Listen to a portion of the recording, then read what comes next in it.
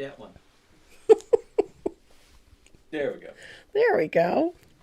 Happy Easter, everybody. I hope everybody's having a good Easter weekend and that the weather is reasonable. We had a storm yesterday that left us with ice pellets and a lot of fog. And today it is actually a little bit sunny and damp.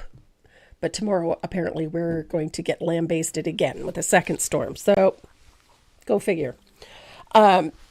Today we're going to be painting something summery and something sweet and something fun. We're going to be painting ice cream sundae.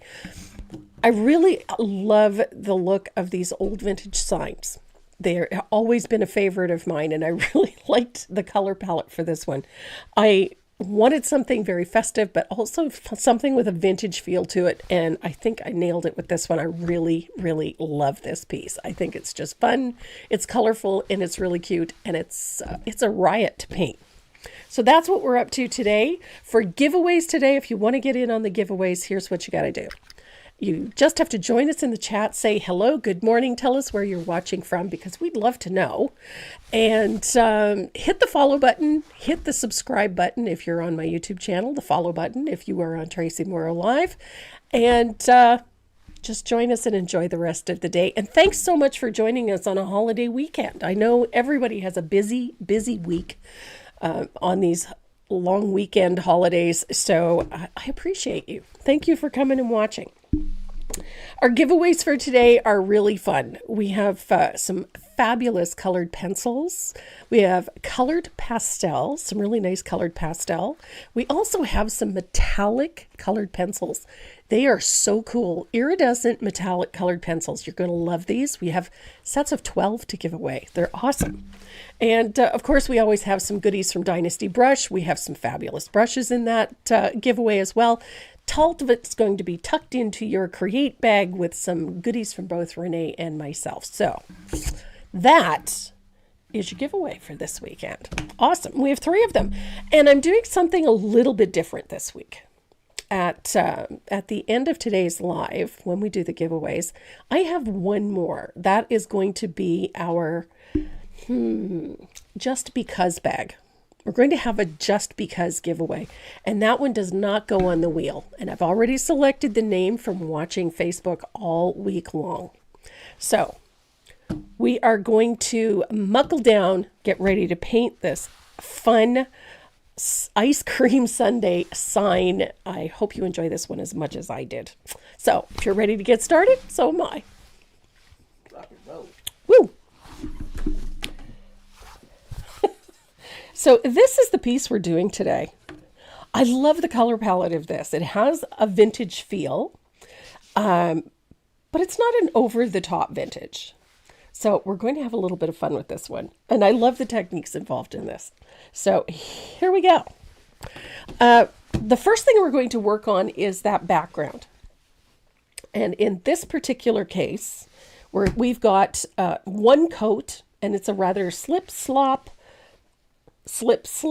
sloppy application of warm white, just enough to cover the surface. That's all we're doing. So make sure it's good and dry before you do this next step. So I have laid one piece of painter's tape on this surface, edged right up to the edge, so that we have one strip. The second strip just lays right next to it, like so. This one does not get tucked under. You're going to leave it up like that. And then we're going to, we're going to apply another strip. We're going to come right to the edge, press that into place, wrap it around like so. And then we're going to carefully remove this one like so. And this is your spacer. This is the one that decides how wide your stripes are going to be. So there we go. I've pressed that into place.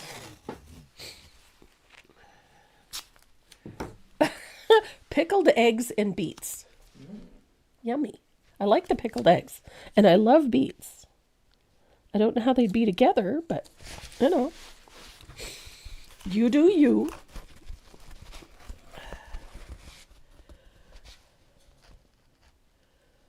There's Julie Veronneau.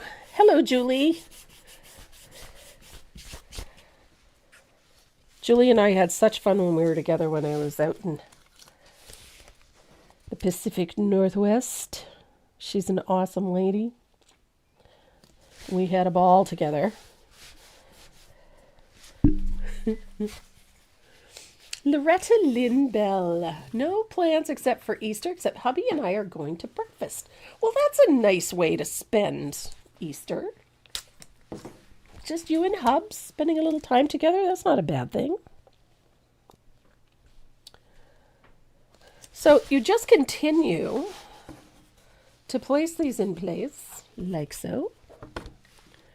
And when you're taking off this one, do it with a little care. Fold the tape back on itself. Otherwise, you're going to pull paint off of your surface. And then, this is the last row. Tuck that in there nice and neat. Oops-a-daisy. There we are. And then the last row is narrower. Yes, we did have fun, Julie. We had a ball.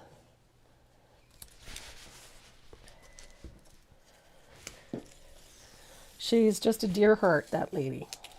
So there we go. We've got all of our alternating stripes in. And I'm going to tuck that around. Now I want this nice and snug. So now that I have that in place, I seem to have lost my brayer. I'm going to grab a bigger one then. Fine. It's not like I only own one. So I'm going to use a brayer to make sure my tape is down firmly. Whoops-a-daisy. I need to oil my brayer, apparently. It's got a squeak.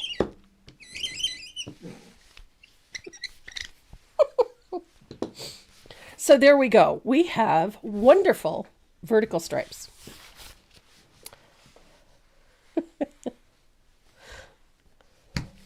So when I chose my color palette for this, I chose baby pink for this one. Baby pink is not that easy a color to find. So I went to my paint cabinet and I found that's a seriously squeaky tool, isn't it? This is an old speedball. I've had this one, I don't know, probably since I was in school. It's an old speedball. And good morning, Linda Puckett Grass. And Marion Tishmak Struckness. Hello, Dolores Henrik. Oh my heavens. Everybody's here today. Thanks so much. And there's Brenda Sawyer. Hi. And Carol Mayes. So what color do I have here? I have poodle skirt pink. This one is just barely one value lighter than what I've got here. So if you don't have baby pink, you can use poodle skirt pink. I'm fond of this color. I'm also fond of the baby pink. So we're going to use a fugly brush.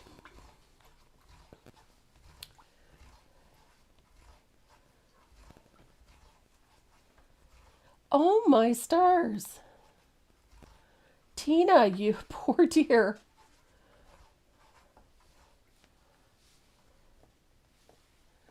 Oh my goodness. See, Tina, I know exactly what kind of weather you've had in Maine because I'm just northeast of you. And so, yes, we get lots of that goo too. So, oh my stars, I hope you're feeling better soon. And Patsy Justice, hello, sweetie. Vintage pink, that, and hey, cactus flowers, another great one. They're all in that same ballpark, right? That nice light pink. So I'm going to apply a coat of that poodle skirt pink onto my tape. And I apply the paint in the same direction that my tape is running. You may find that if you apply your paint against the edge, you're going to end up with bleeds. So I always go up and down like this. This is technically is a form of stenciling. You could actually use a stencil brush to put this color in if you felt so inclined. That would work too.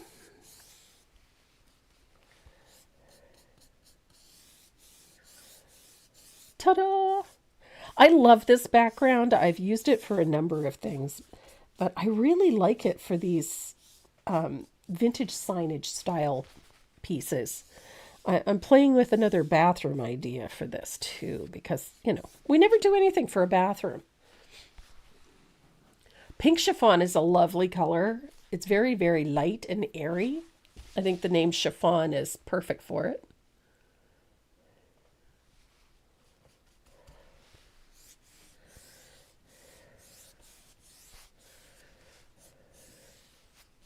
I think I did pretty good. Yeah. Okay, yeah. There we go. So I'm going to rinse my brush. Hey, Becky Underwood. Nice to have you with us. You're heading to another meeting. There's a puppy dog. Hi, Mace. So let's dry that. You good? Take that puppy dog for a walk. Blow the stink off her. Good. Yep, we're all good. There we are. Hi, Kelly from Montana. Ooh, nice. And Debbie Buckman Easton. What could you substitute for spa blue? What did I use the other day? I have very little spa blue yet, so I'm kind of hoarding it. So I wanted to use something else in the interim. You could use Blue Haven. You could also use Provence Sky. Provence Sky is a very pretty color. So Blue Haven, if you have it, or this one, Provence Sky. This is a lovely blue, and it works very well with the shading color that I'm going to use. So yes, you could use that as well. Blue Harbor might be a little dark, but you know, it'll work.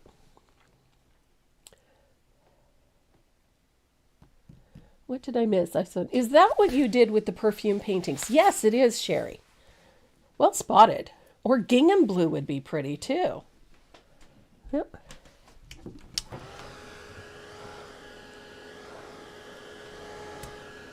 There we go. So I've got my pink down. I have dried it well. Now we're going to remove the tape, but I want to show you something. Whenever you're pulling tape off of a painted piece, especially, here, I get that off. Good grief. These little corners are a pain. There. The trick is to fold it back in on itself like that and pull it like so. And the reasoning is that one, you're reducing the surface tension on your piece, so you're not going to pull the fresh paint off, which is always a risk when we're doing this type of thing. So I gotta get that tape off. Here we go. So if you pull it back on itself like that, instead of yanking straight up, it reduces the surface tension and less of a risk of you pulling the paint off of your surface. There we go. Now, this is what the difference when you use that brayer. Look at how clean. You get such a lovely, clean lines. Nice and straight, no major feathering or bleeding. It just looks fabulous.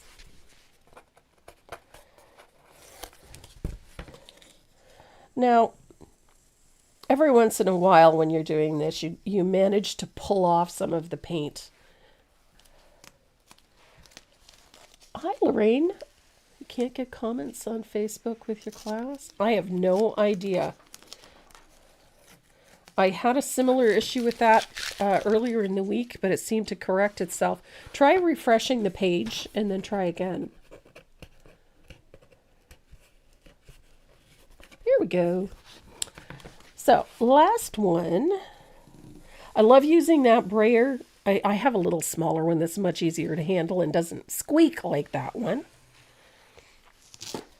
But the brayer makes such a difference to make sure that your tape is firmly in place. Now, whenever you're doing something like this and you run your hand over it, you can feel the ridge, like the edge of the paper or the edge of the paint. Yeah, you can heat the tape too. Absolutely. My only issue with that is from time to time it leaves some of the adhesive behind. That's my only issue with it. So I've got my little gator here. So I'm going to give this a very light sanding. Always going in one direction, following the stripes. And just give this a light sanding. The reasoning is just to remove that little ridge from the tape, but also to distress the surface a little bit. When I put my base coat down, I put it on in a very random fashion. I didn't worry about brush marks. I didn't worry about thickness of paint. I didn't worry about the uniformity of coverage. And there was a reason for that. So when I do this, you can start to see some of the brush marks peeking through that pink. And I want that. I want this to take on that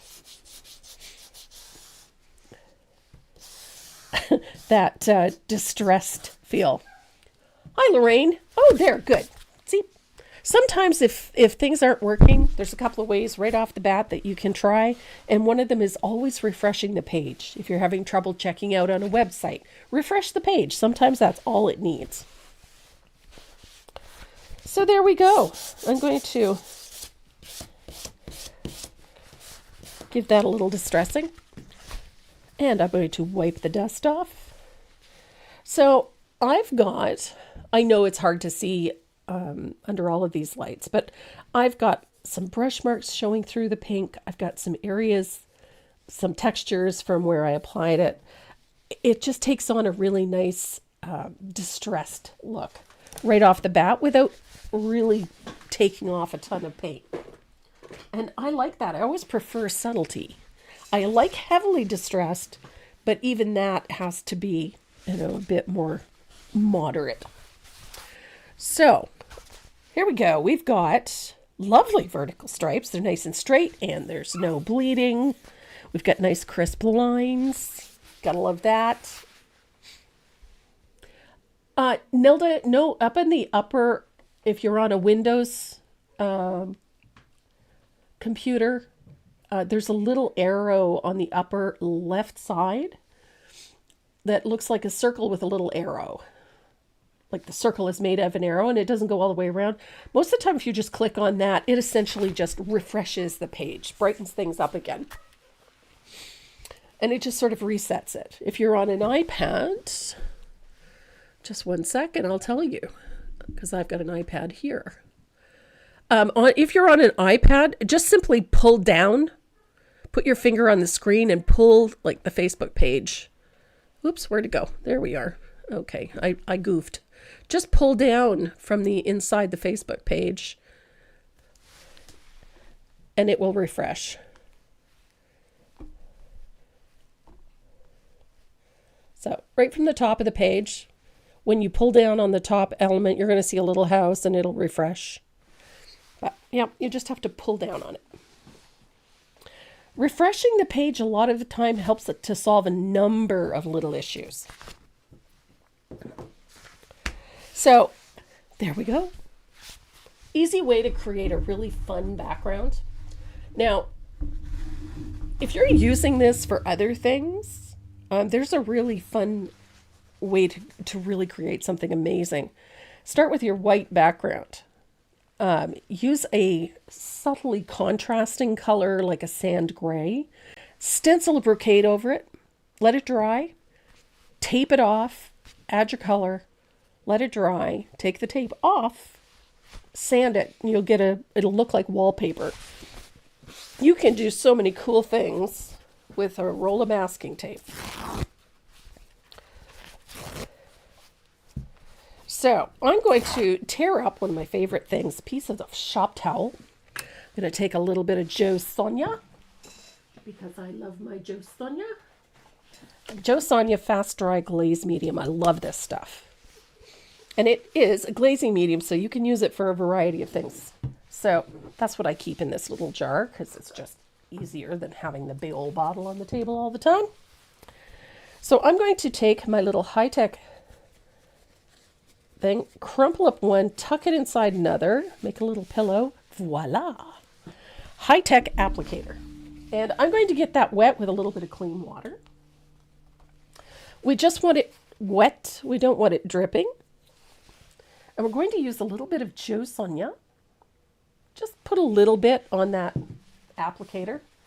And we're going to add a little puddle of asphaltum to our palette. Let me see.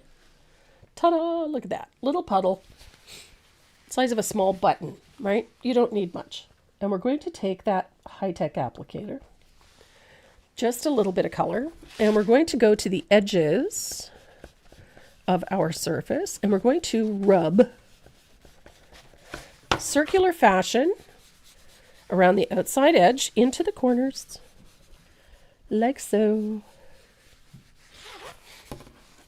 All the way around the outside edge.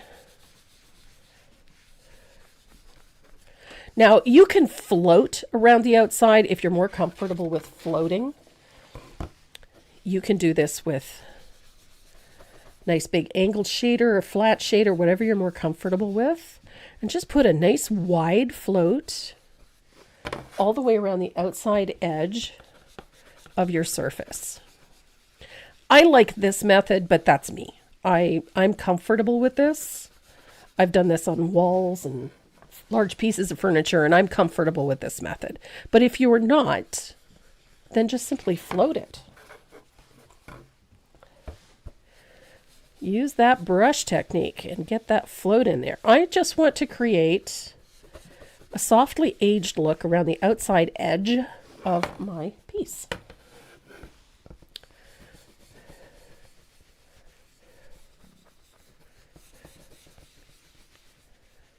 Goodness gracious. There we go. Ta-da! I love this dark, dirty looking edge. That's my favorite thing. And I do this a lot to painted pieces. I just love the way it looks. I'm going for an old vintage look. So I want it to have that, it's been hanging around in the barn for 40 years look. That's what I want. And then I'm going to turn my applicator inside out. And I'm going to just use the clean portion to remove a little bit of it. Just so that it doesn't look like a solid, harsh line all the way around. I'm just going to blend the edges a little bit. There we go. I like the softer look, so I don't want this to be... Yes, I love this. So I've got that nice distressed look around the outside edge. And it's a patina. It's like, some of these things have been around since time out of mind. Sitting in somebody's garage or in the barn. And I love this look. So, as I said, you can float this on if you want. If you're more comfortable with that, then by all means. I am quite fond of. I think it's the randomness of this that appeals to me. So there I go. I'm going to deepen this a little bit. I've done this on chairs. I've done this on cabinets, tables, on picture frames. I've used this method for aging and antiquing things for a very long time, and I love the look of it.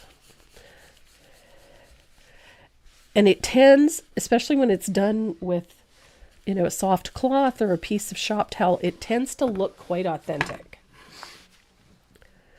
which is, it usually impresses the hell out of people when they see it, because they can't figure out how you got there. Here we go. So the other thing that I like the darker corners. The reason I like the darker corners is because it brings this center portion where there's very little of it, draws your eye directly to that. And that's what we want, because this is where our image is going, where all of our paintwork is going. So we want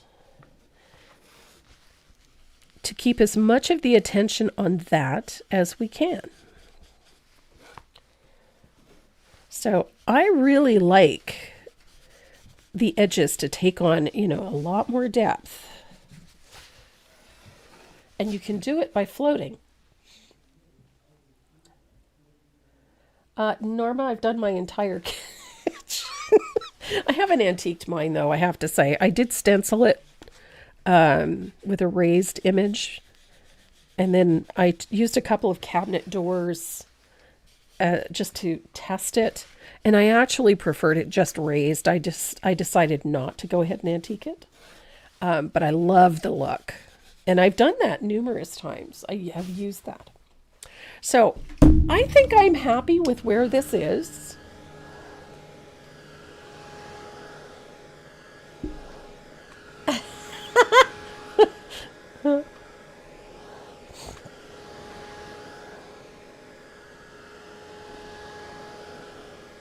Oh, my stars.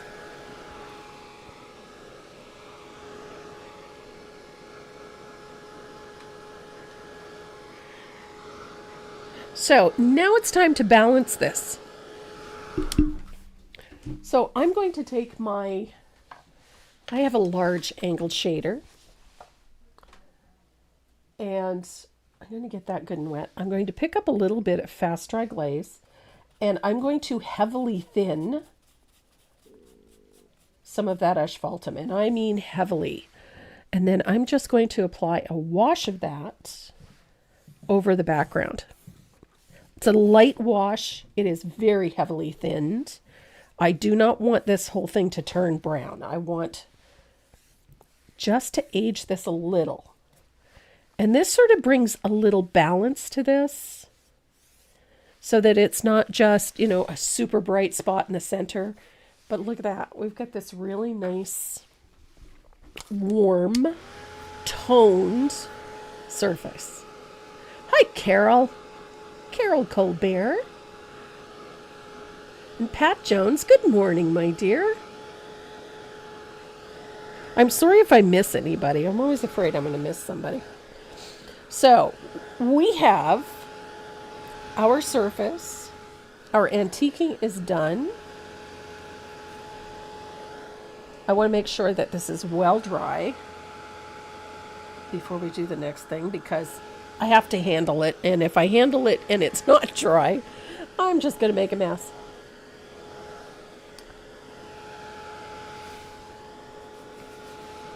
Good. Almost there. So for this next part, you're going to need either a round brush. I think a round brush actually works the best, but something small. You're looking at like a number 4, a 5, or a little smaller, say 5 down. I wouldn't go smaller than a 2, though. So here we go. This is the fun part. I'm going to take a little bit of that asphaltum.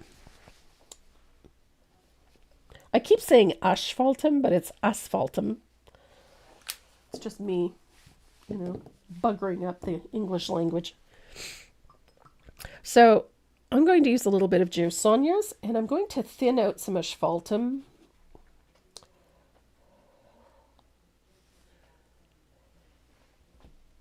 Hi, Patrick. I'm so sorry. You're sulking. Oh, my goodness. I am so sorry. So I'm going to go around the edge like this. I want to create sort of a broken pattern. It's very random with a little bit of asphaltum. You can see how that's going? Didn't look so random. So I'm just sort of push-pulling, rolling. I just want to get, some nice asphaltum around those edges. Like that.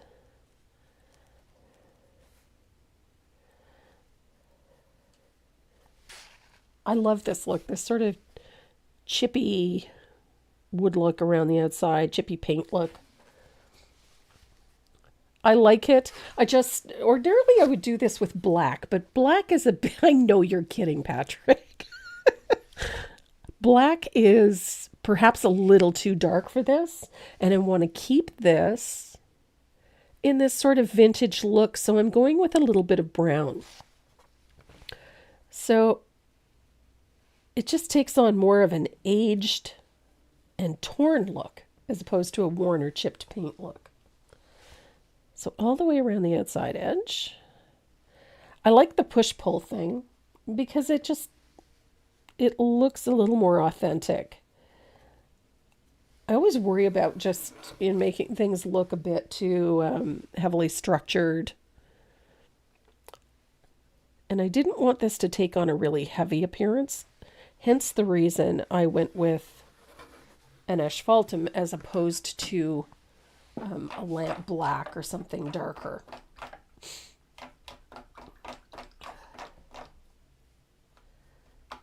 My new name is Wonder Woman.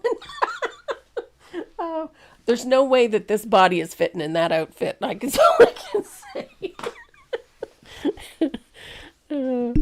I just have visions. They're not pretty. Okay, so there's Miss Nancy. Hello, my darling. So let's dry that. I love the look of this. For anything vintage, I really love the look of this. This for me, it's a neat trick. I don't take any credit for this, by the way. I learned how to do this from Chris Hoy.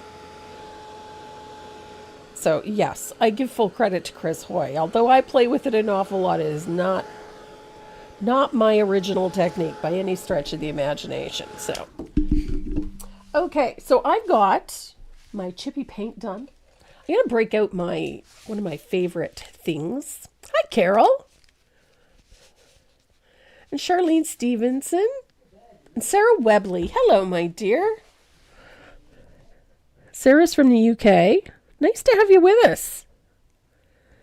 So here we go. I'm going to use my white gel pen, and I'm just going to try to keep it as fine as possible, and I'm going to follow the edge of that pattern that I just created at the edge of my page, or at the edge of my surface. All this is doing is just creating a little highlight there. It does not have to be a solid line. It can be broken. You can skip areas if you like. It does not have to be perfect by any stretch of the imagination. The idea is to create this really irregular line around the outside edge. Oops. I just rolled my pen through a puddle of wet paint. I'm amazed it still works. So this little highlight just sort of brings attention to it. It's a nice fine line. And it doesn't have to be super heavy. It doesn't have to be accurate. It doesn't have to be even a solid line. I kind of like the idea of it not being solid.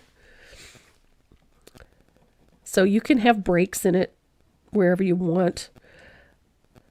It just makes for a really interesting look. Just highlights that edge a little bit.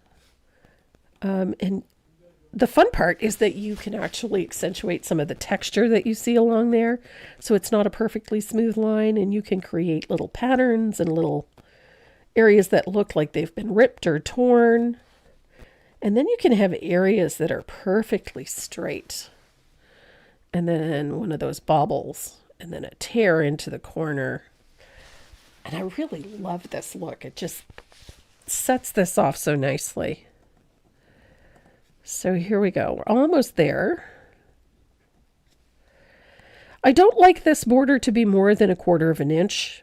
Then it starts to, invade on the overall design. And at the same time, it starts to look a little overdone. So try to keep it narrow and lots of changes. And just, maintain that 1/4 of an inch thing. And I think you're just fine. So there we go. I love it. Isn't this fun?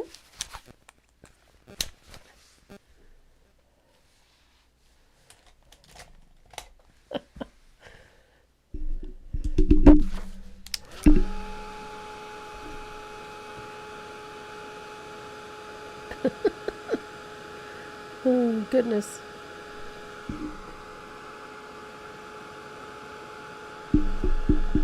Here we go.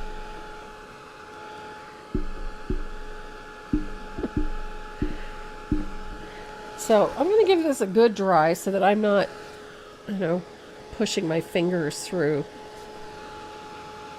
white ink and brown paint. I didn't really let it dry long enough.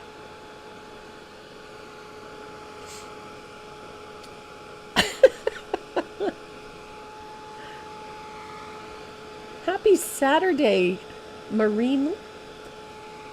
I can't see your full name, dear. I'm just going by what I can see on the screen. But happy Saturday to you too. It does. It kind of looks like a ripped piece of paper. Like an old sign that's been up for too long. Hi, Tara and Gail Jensen. Nice to see you.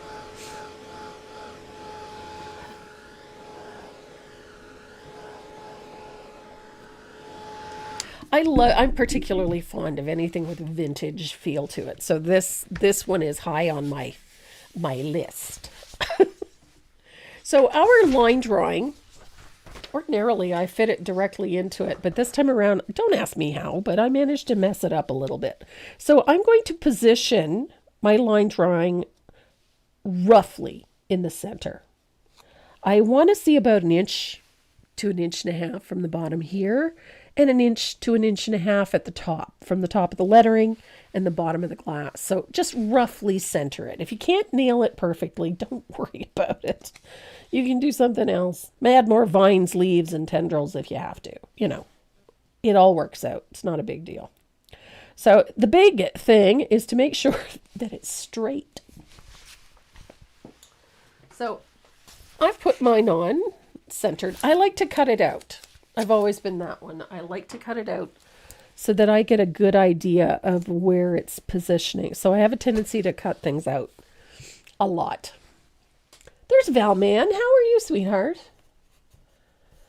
Enjoy your Sunday dinner, your Easter Saturday. Nice. Very nice. Go and enjoy. Happy Easter.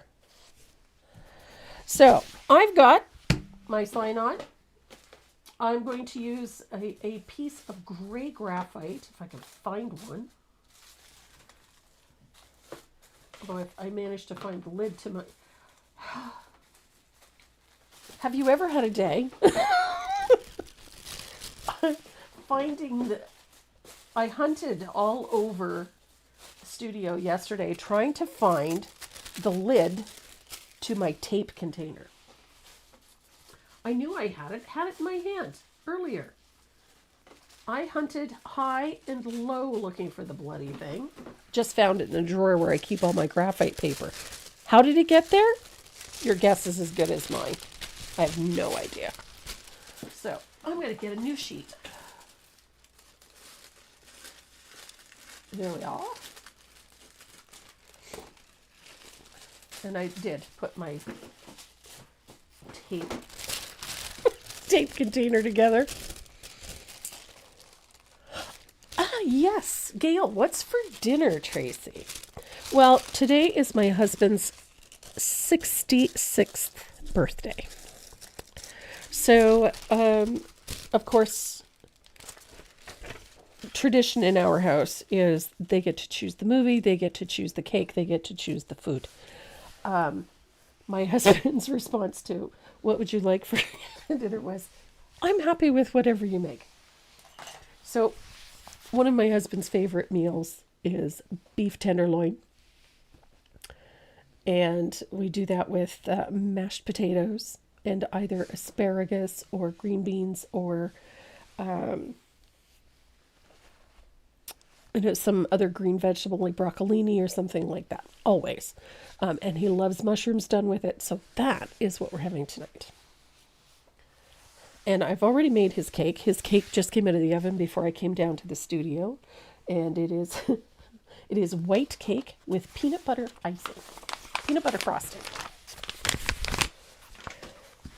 That is, my husband loves just plain white cake with peanut butter frosting.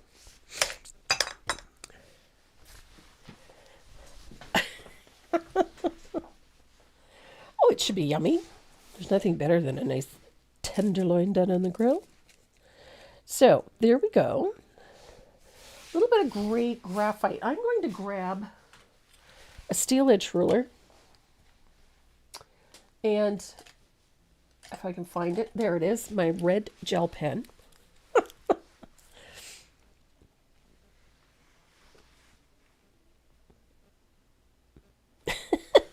I'll let him know that, Lucy. It might make him feel better.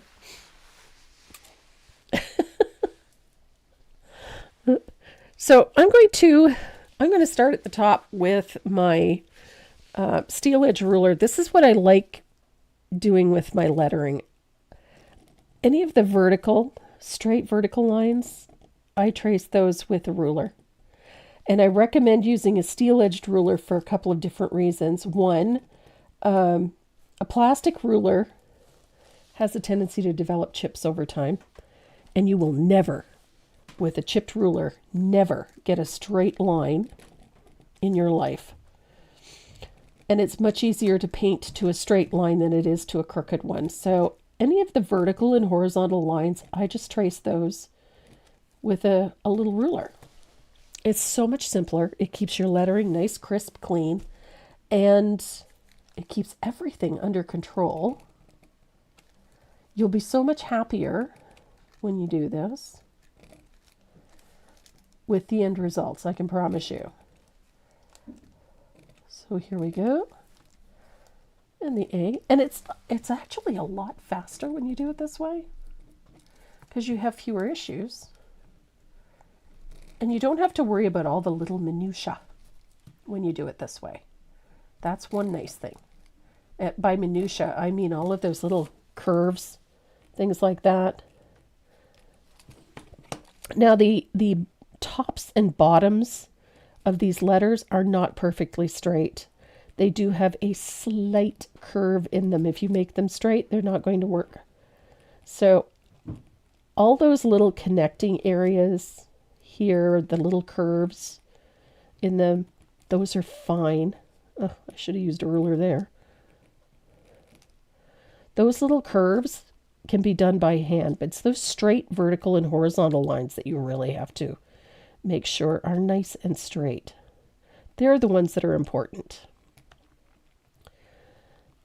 If those vertical and horizontal lines are not straight, you just end up with a whole bunch of problems. Then everything either looks like it's going uphill or down. Ooh, you got all the 2025 colors? Good.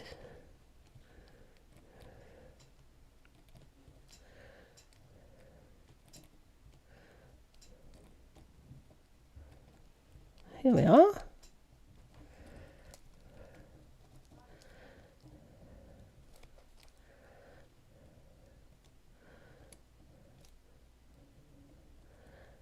The The 2025 colors are fantastic. I have had such a good time designing with those. Of course, now it's 2026 and there's a whole bunch of new colors coming out, which just makes things so frustrating. I have most of the new ones, but I'm waiting on the next 4. I'm very, very, very, very excited about those.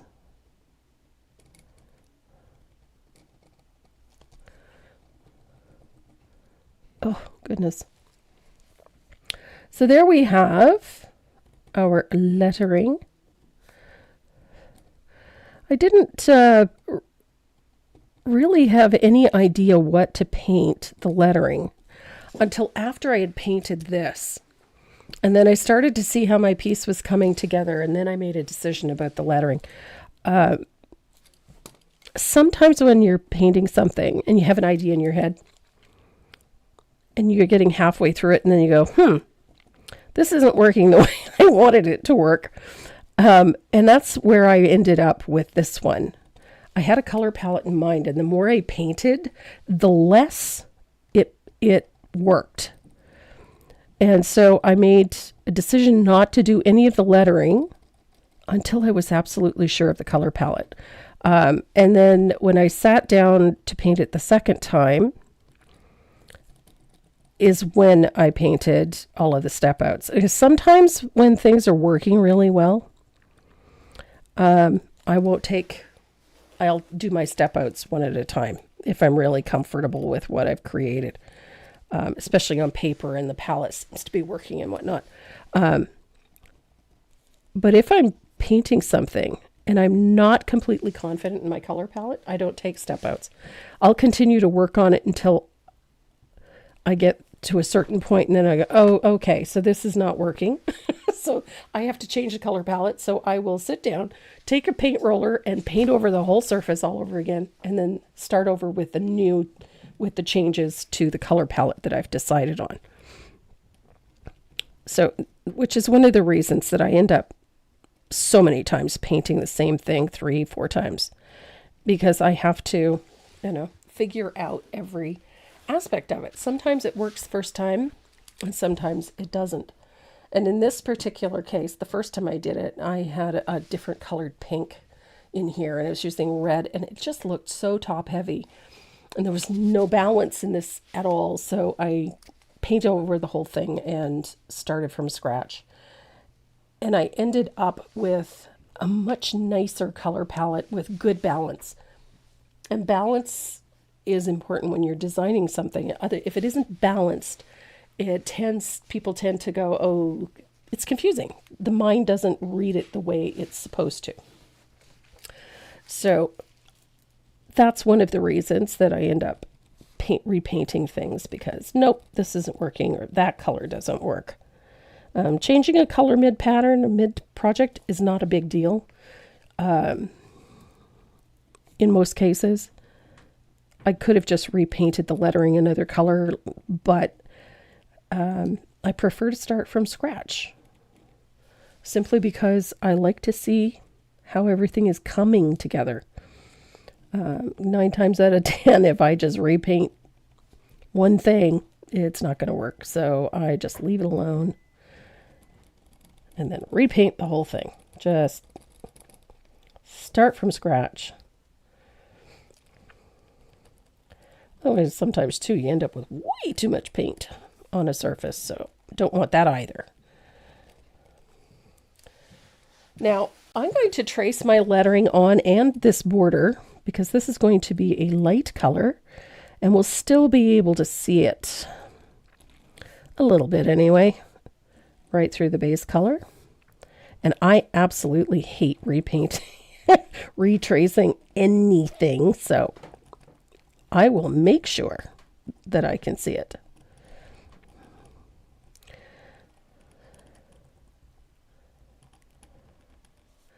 I was kind of going for like a 1950s era ice cream parlor look. That's what I wanted. I think I got it. I love the color palette now that I've got the right balance in place.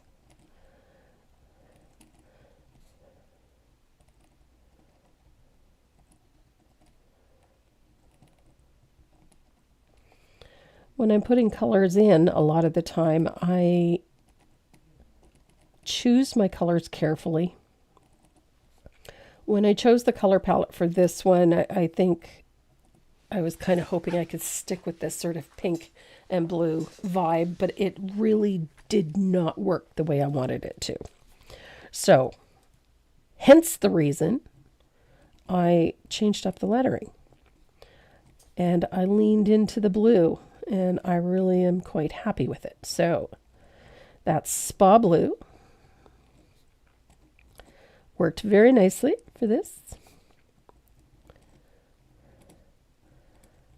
Now the color that I'm using on that Spa Blue is it's a new color. It came out in 2025. It's called Stormy. Or in 2024, sorry. I think. Where did it go? There it is. Yep. Here it is. Stormy. I love the tone of this. It's slightly grayed out. It's a nice deep blue, but it also has a little gray in it. It's a little bit muted, and I really, really love that the look of this. And it leans into that sort of vintage tone that I wanted for this piece. So that makes me happy.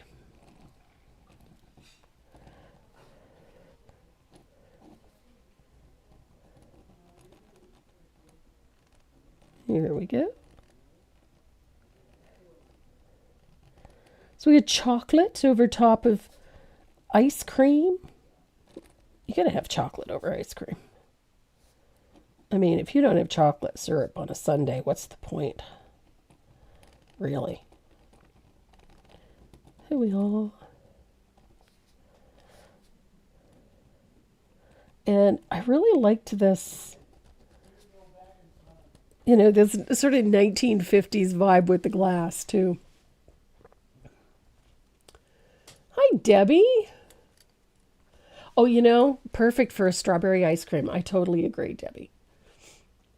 And hi, Jess.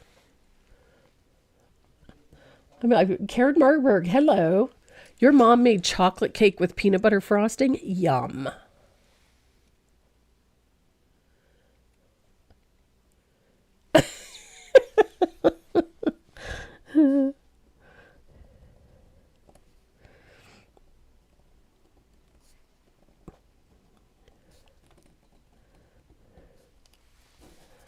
So, down we go.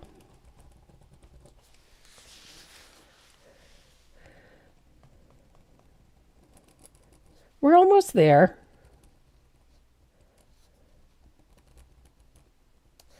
Now, when I put these in, one of the things you'll notice, you see where there's lots of little dip dots?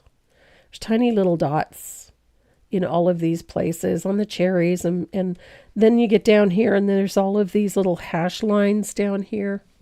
And then down here on the foot and at the sides of it. These are your shadow or shading indicators. So if you're doing one of my pieces and you're not sure where shading should go,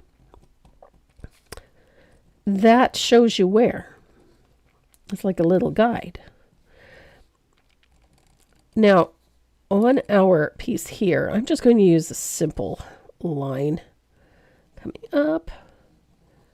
It's not usually a solid line, but I'm going to put it in as such, like so.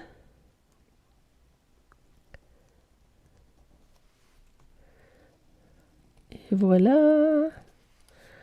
And then I go to trace the foot of it. Now, you may have noticed that this flower down here in the bottom, the petal is transparent here. So you can make a choice on this one. You can have that petal tucked in behind the foot and just trace this portion of it. Or you can trace the whole foot and then have you can trace the whole foot of the ice cream and then have this flower tucked behind. Or you can trace the flower so that it comes out in front of the cup. I chose to put it in front of the cup. But neither choice is a bad choice. So that's why I left the... Oh, however, it would be a really good choice to actually have the graphite paper down there. Good gravy, Marie. Here I am tracing the whole foot of this thing, and there's no graphite paper under it. Nice move. So I'm going to tuck my flower over top. I'm going to tuck the base of this in behind, like so. Draw in those lines, just the line. You don't need to put all the detail in. And then we're going to quickly trace our flowers. These are simple 5-petal flowers, nothing spectacular, nothing complex, just, a loose trace of those is all that is really necessary. We'll worry about leaves and whatnot in a second.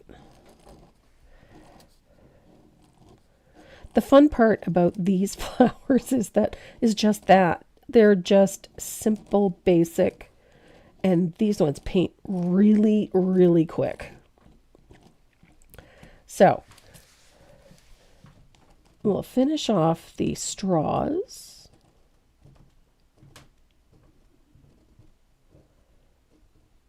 Easy peasy.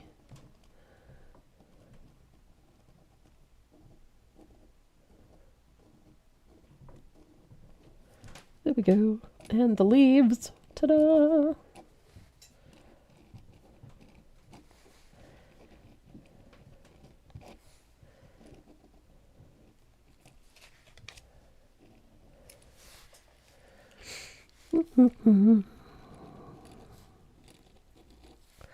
Leaves are simple. They're just teardrops. Inverted teardrops. There we go. And then don't forget the cookie or the wafer or whatever you want to call that thing.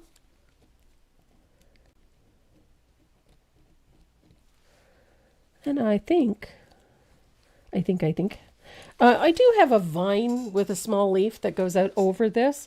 I don't trace it on because we're going to do so much with that. And you can just tuck it in a little later if you feel so inclined. I'm going to quickly check to see if I've missed anything. And indeed I have. I forgot to put that in. I forgot to put this in. I'll have another quick look.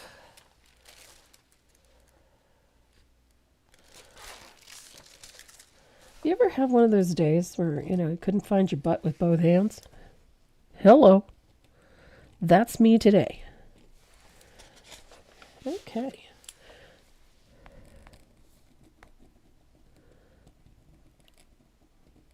I do love me a vine and tendril. Okay. Hopefully I got it all right this time. No. Good gravy. Seriously, Tracy.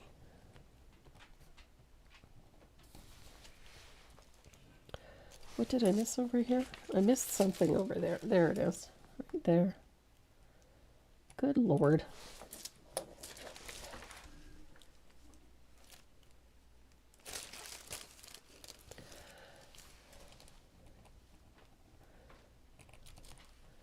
Just double checking. Okay, that did it. We have ice cream. Grief. Oh, I'm amazed at sometimes how much I can mess up. There we go. I think I have managed. Oh, Lord. So, I think everything is there. Thank heavens.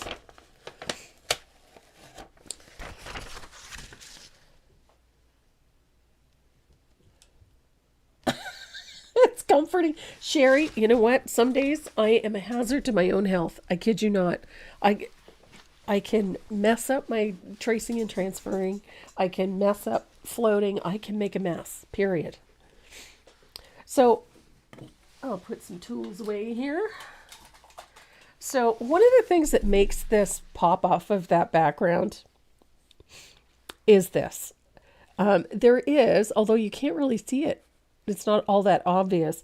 I've used a value of pink and floated all the way around everything in this piece. What is this? Squirrel ran out, heard a thud, but no body. Got home on the dog pooped on the floor, woke hubby up barking, and I was only gone 30 minutes. Oh, my stars. Oh, that's too funny. Yeah. Oh, hun, I'm as human as the next person. Some days couldn't find my butt with both hands.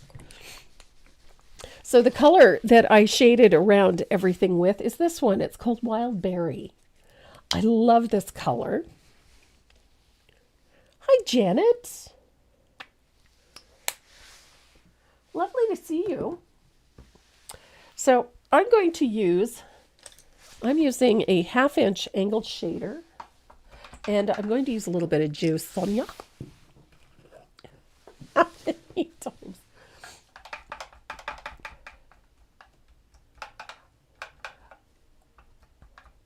Oh, nice. You're painting in the foxglove with the same as the Catalea. Oof.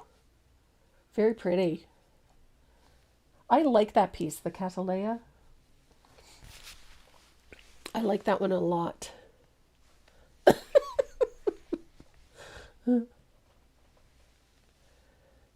I love Wild Berry. There's actually another reason why I love using this color. It has a vintage tone to it. It is slightly grayed out. It is not a bright color.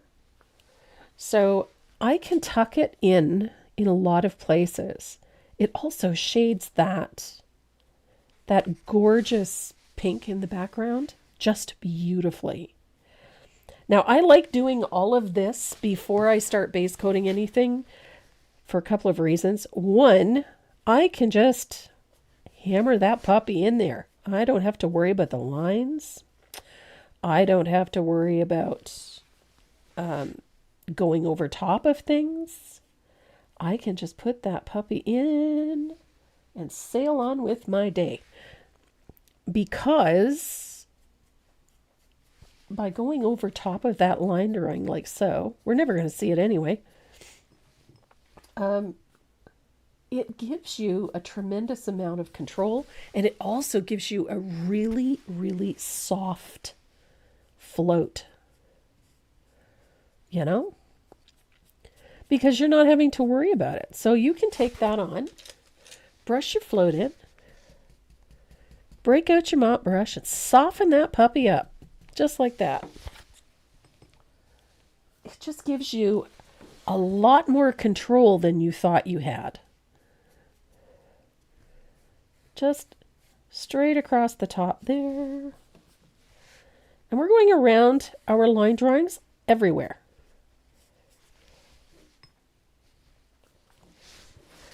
And that means in here, inside our E's, right there.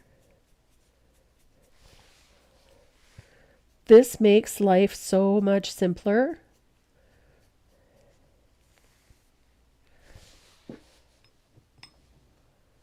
So you end up with a very nice soft float. Dawn, if you don't have wild berry, try watermelon slice. And again, thin it out. Thin it right out.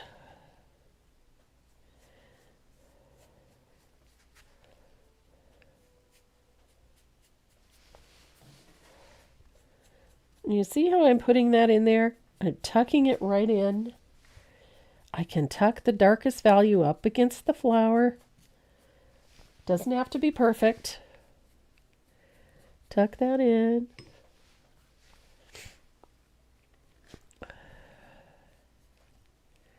Little color in there, little color in there. It just Looks like a dog's breakfast when you first do it. But remember, we're going to be painting 90% of that you will never see. And I love this look. Gives you a nice soft shadow. Ta-da! Look at that. And you can come back in after the fact and you can deepen it. Hi, Charmaine. Good to have you with us, honey.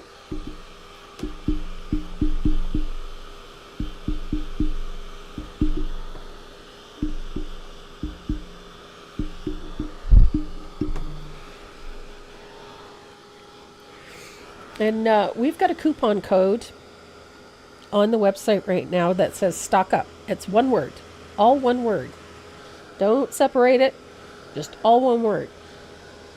And it'll give you 30% off of everything on the website. So if you're ordering e-packets, stencils, surfaces, doesn't matter what it is, it's 30% off. Okay, so there we go. Nice and dry. Put my angle away. And I'm going to grab my round brush. And I have a rigger here somewhere. There's my rigger. And my liner. I have a little teeny tiny round brush in here somewhere. There it is. I like that one.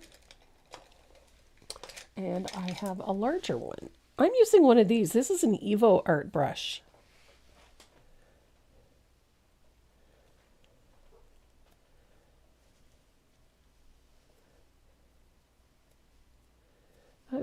Oh, hi, Deb.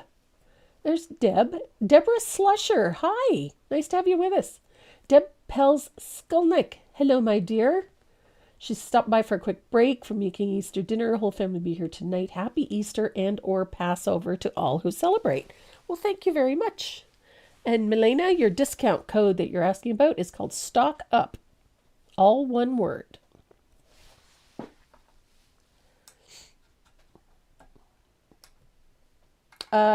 It's the same, Lucy. Your members code and the Stock Up code, yeah, they're the same. So we're going to start with our cup. Hi, Nance.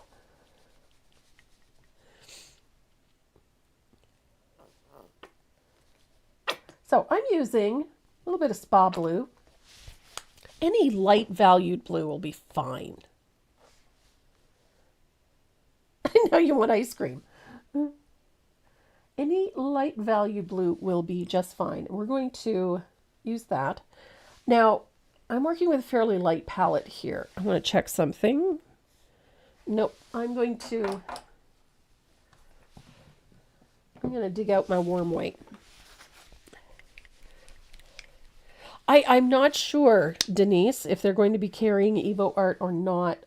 I think Dick Blick carries them, but I just love these ones. They are super soft, though. That's why I tend to use only the rounds. They are super soft. They make for a great base coating brush, though. So I'm going to put a light coat of warm white over this first. The reason being, if I put that blue on by itself, it's going to be affected by those pink stripes, and I don't want that. I laid it down, and what I saw was like a lilac color popping up, and I don't want that. So I'm going to put a coat of warm white over top of my ice cream dish here. You could also use gesso. Warm white works just fine for this. Just take a little care putting it in, that's all.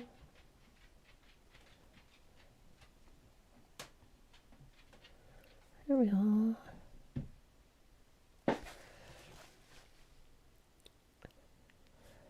Dum, da, da, da. My graphite paper does not like acrylic paint because I've got it's beading on it a little bit.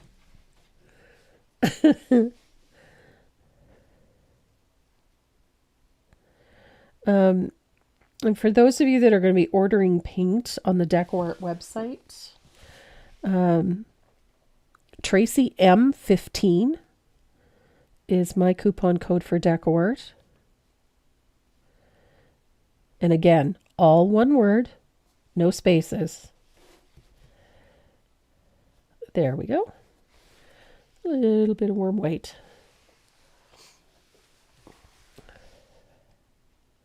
I just want to interfere with that pink a little bit. I've always found it frustrating that when you're trying to paint over a color, that you get these really unique changes to the color you're putting down. And so I like to put a little bit of something of a barrier between my base color, the colors that are in my background, and the color that I'm putting down.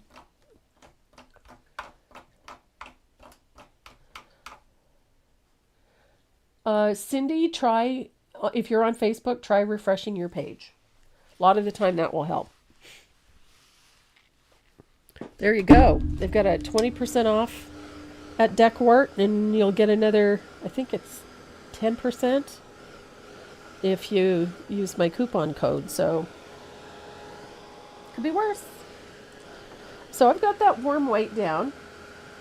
So now I can take my spa blue.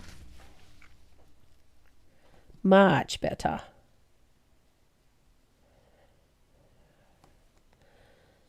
Awesome color, spa blue. Just an awesome, awesome color.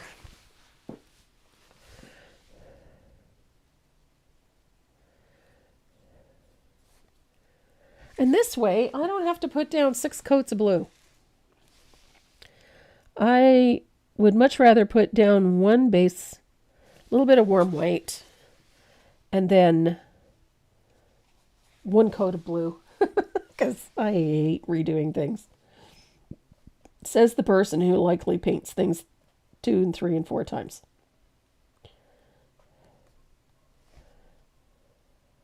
There we are. Such a pretty blue. It's very soft and delicate.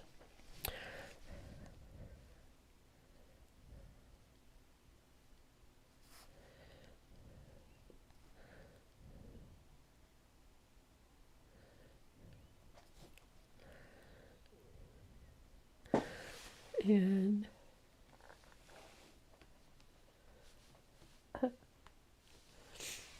yeah, Cindy, it's a problem with Facebook today.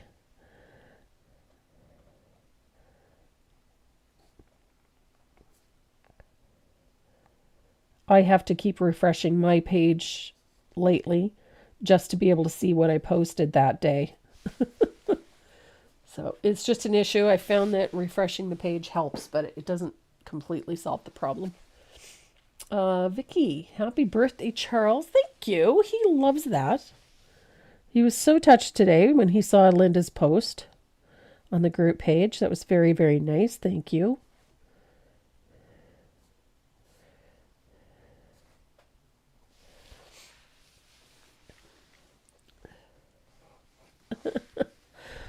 Yep. Yeah, Facebook is having some issues this week. There we go. Isn't that a pretty blue? I love this blue. Okay. Oops. Jeez, could I mess that up anymore? There we are.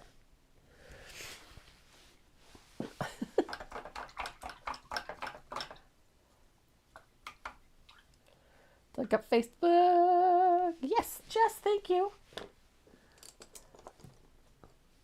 So I've got a little bit of Stormy here. Cindy, you are not the only one having issues, believe me. I know that doesn't help the problem, but... So I'm going to take a little bit of that Stormy, and I'm going to paint in this little open space right here with a little bit of Stormy.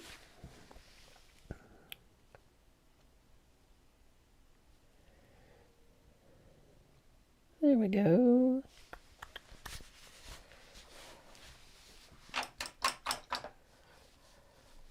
So I'm going to dry this really well.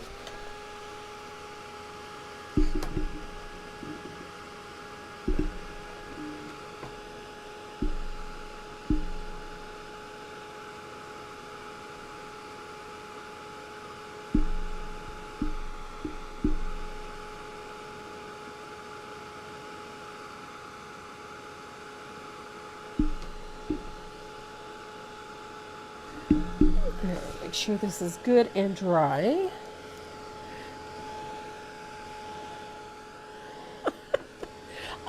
There's something about this distressed looking thing. I have a couple more ideas for things like this. I just love it. It's fun. So I'm going to make sure that's good and dry. Here we go. Now we're going to use Stormy. And I'm going to use I'm using a 1/2 inch angled shader for this. And a little bit of Joe Sonia on the brush. And we're going to use Stormy. I want to show you the blend. You're going to blend it out because you don't want it full strength. So you're going to blend it out. And the first thing we're going to do is create a shadow. Oh, goodness. Doesn't want to move. There we go. I'm going to create a shadow underneath the lip of this dish. And I've got a little spot here. It wasn't quite cool when I started the float. And so I've got a spot where it just grabbed the paint and just dried immediately. If you've ever had that happen, it is incredibly frustrating. There we go. So I'm going to dry that spot.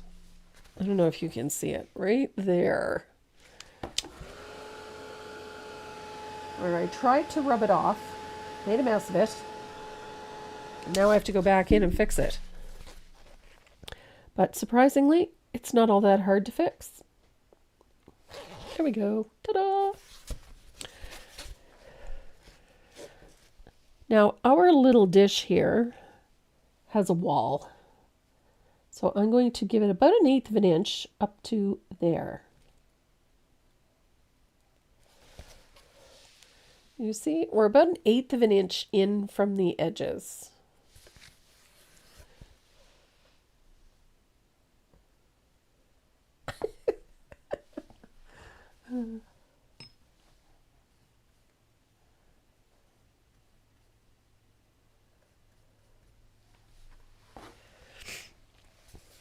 And then I'm going to do the same thing on the other side. Now it's just 1/8 of an inch.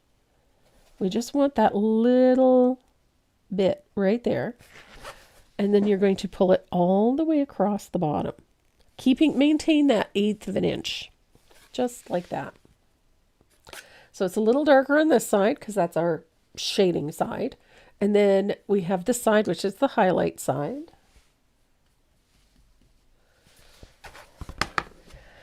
And then we have two ridges here. I'm going to, missed it. Nice little float there and a little float there.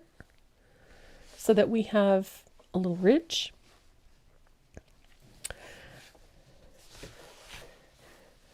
And then we have a float that goes here down and in behind the flower.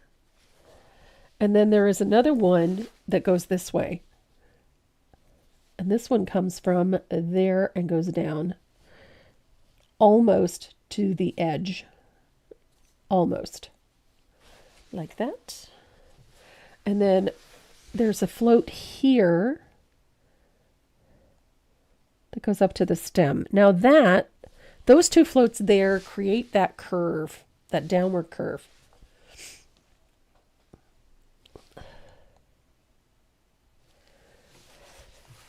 And then I'm going to put a smaller float on this side, just like that. And then there's another one there.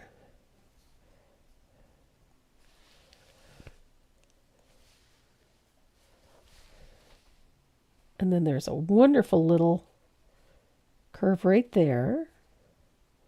We're going to bring it about halfway, say a third of the way, and we're going to do the same thing coming from the other side. So this little float here on the edge of our cup just creates this really nifty lip on the edge. So now we actually have some dimension in there. So then coming up from here, from that base, I'm going to put a float with the darkest value like so. Up. Up. We're going to do the same thing on the other side. Up. And up. So I'm going to dry this really quick. Ta-da! And then I'm going to pick up a little more of that blue. And we're going to put a float along the bottom. I'm going to leave a sliver of that base coat showing through. This does not have to be perfect. It's just a sliver of that base color. There we are. Ta-da!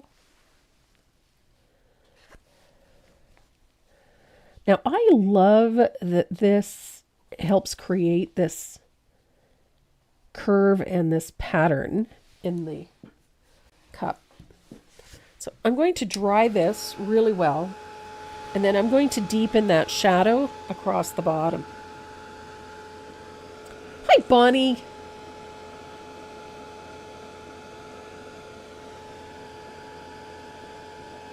Now, so far we haven't really used a ton of colors for this. It's just a pretty simple. So I'm coming down just across the bottom of this with a nice wide float. Like so. And that's going to help create that curve, that outer curve that we have. I like it.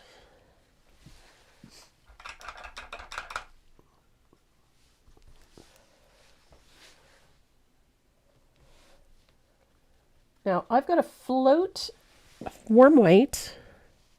I'm going to thin that out a bit more. And our little float is going to come down right there.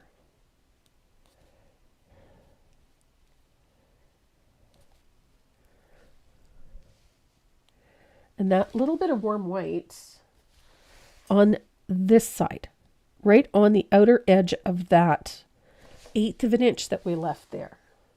Little tiny float. And we're going to put that little tiny float on the inside edge of it on this side. So light striking this side bounces and hits the back side.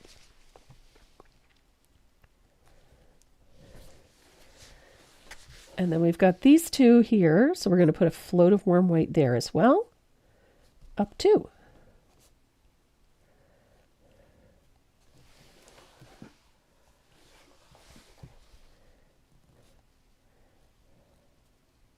Oops. Come on. There we go. We're going to put a little bit of warm white on each of those little areas there. I'm going to switch to a smaller angled shader. I'm going to go to a 3/8.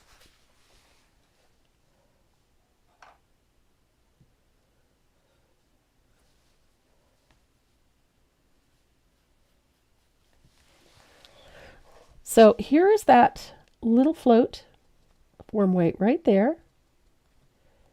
And on this edge, like so, that little float's going to come along that edge. Right above that blue shading you put in. Pardon me.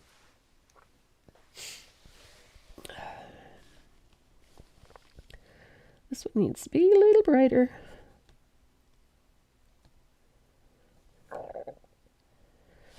Just like that. I love these little floats. These little blushes of color make such a difference.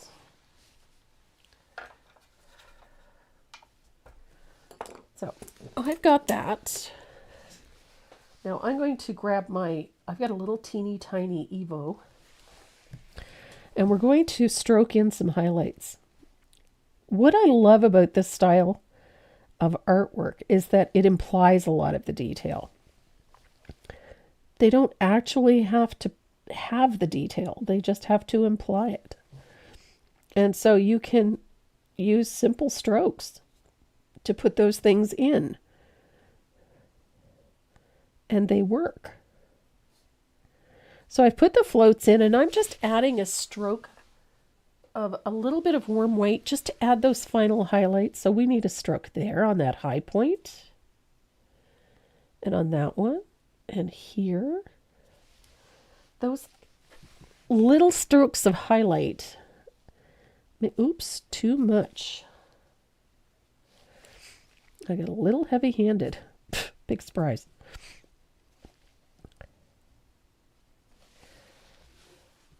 So I have a bottle of titanium white. See, I can see this framed, hanging in a kitchen or in a cottage. I think it would just be so fun. And I like the idea of creating, I like the idea of you creating artwork. I goofed and put my striped horizontal instead of vertical. Any suggestions for filling the void areas? You know what? I would still position it this way. I wouldn't worry about the voids. The design is meant to go vertically. So position it vertically. Leave the lines going horizontal. Who's to know? Quite honestly, who's to know? And I think it'll work just fine. It's going to be very colorful and very fun. And I like the idea of them horizontal as well. Why not? I wouldn't worry about any voids. I would still put it in portrait position, arrange it that way, and have the lines going horizontal. Who cares?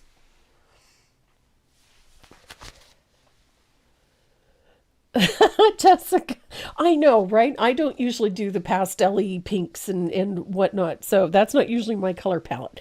But I had a specific goal for this one. I wanted this to have that sort of vintagey ice cream parlor look, and it needed to have sweet colors, and so that's what I went with. So I'm using I want a brighter highlight on some of these areas, so I'm using a little stroke of titanium white. Another color I don't often work with. I'm not a big fan of titanium white. I find it very cold, so I tend not to utilize it that often. But I think in this case it works. Cold ice cream, I think it works.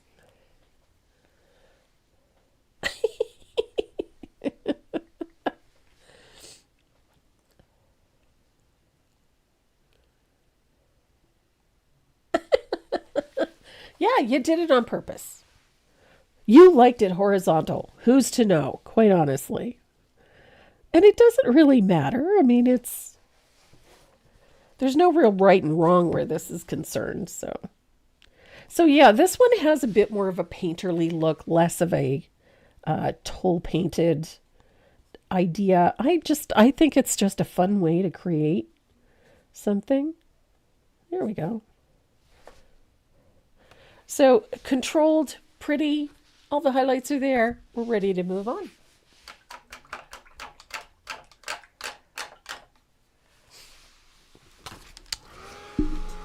So I'm going to dry this really well because we're going to tone this.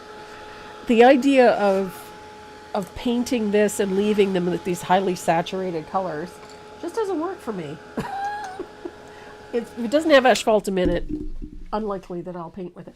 So I've got a little bit of asphaltum. Hi, Melody. Nice to have you join us.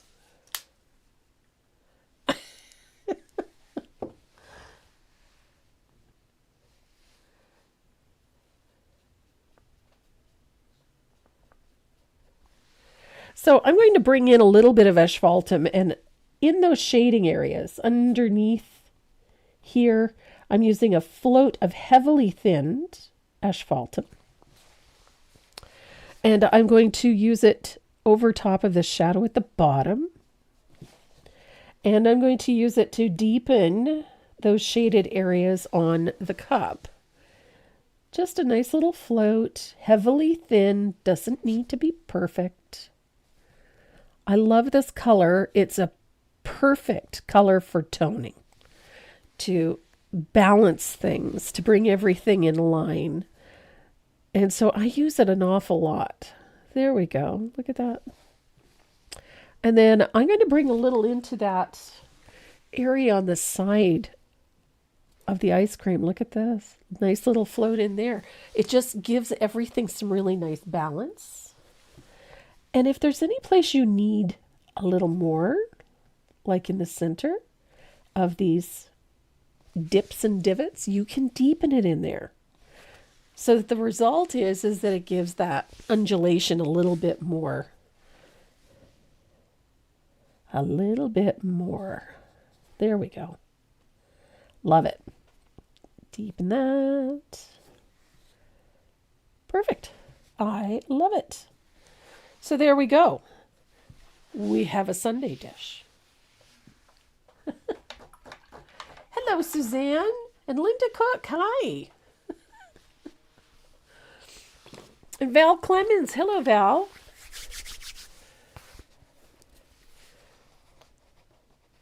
When I say heavily thinned, it's a lot thinner. Inky, let me show you real quick.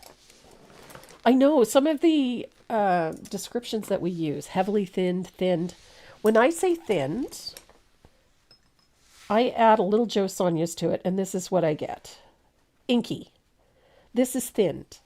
Ink-like or milk-like consistency. This is thinned.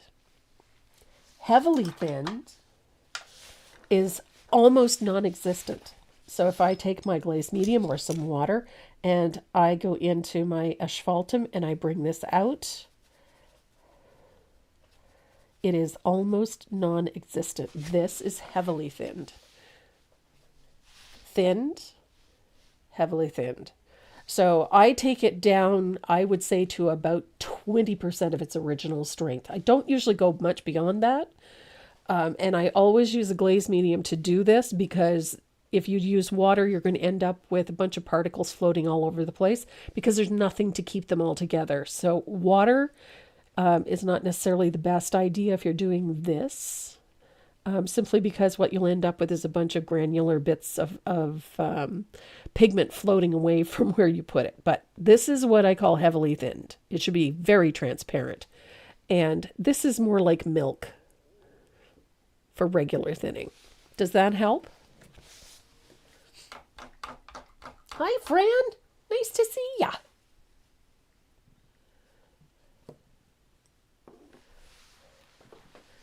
You've been doing some art classes that don't use asphaltum and it drives you nuts.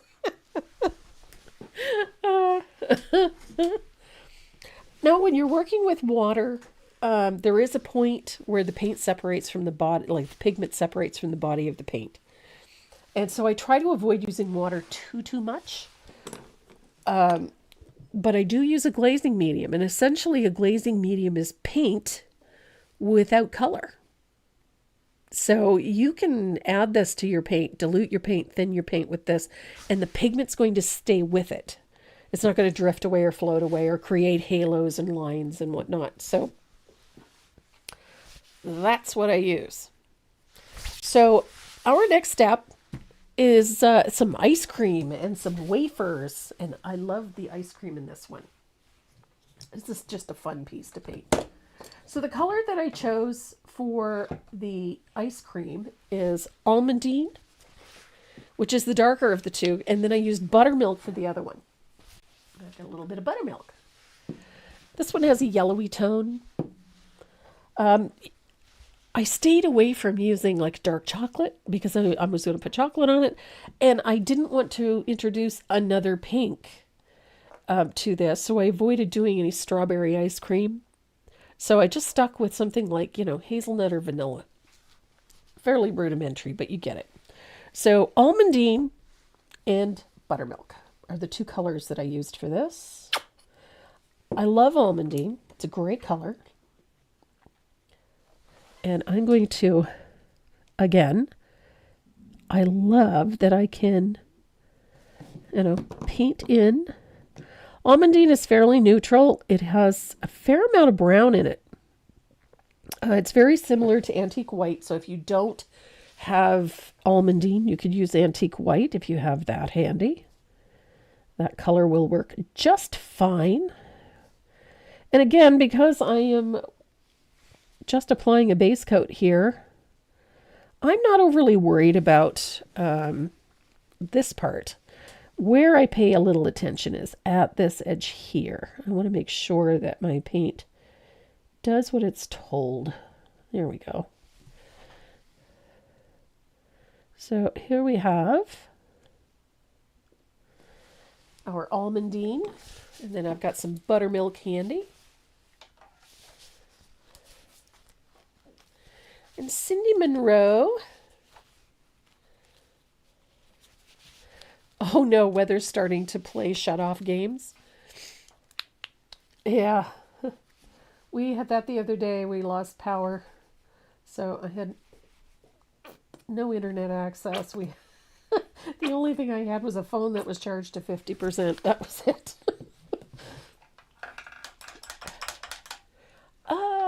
Is Joe Sonia glazing medium better to use for reconstituting paint that has gotten a little thick? Yes, absolutely. Floating medium is essentially a water-soluble oil. And if you're going to add anything to your acrylic paint, if you're going to use water to thin your acrylic paint, or to reconstitute your acrylic paint, use distilled water. But I will always recommend using a glazing medium instead, because it has the same acrylics and the same it has the same materials in it that your paint does. So it's always a little bit better to do it that way. Hi, Anna. Nice to have you with us. And as I say, better late than never. A little late. It's Easter weekend. I'm amazed any of you are here, to be honest. Grateful nonetheless, believe me.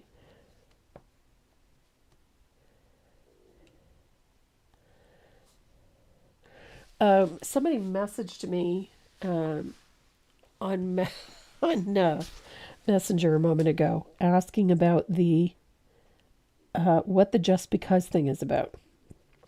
Every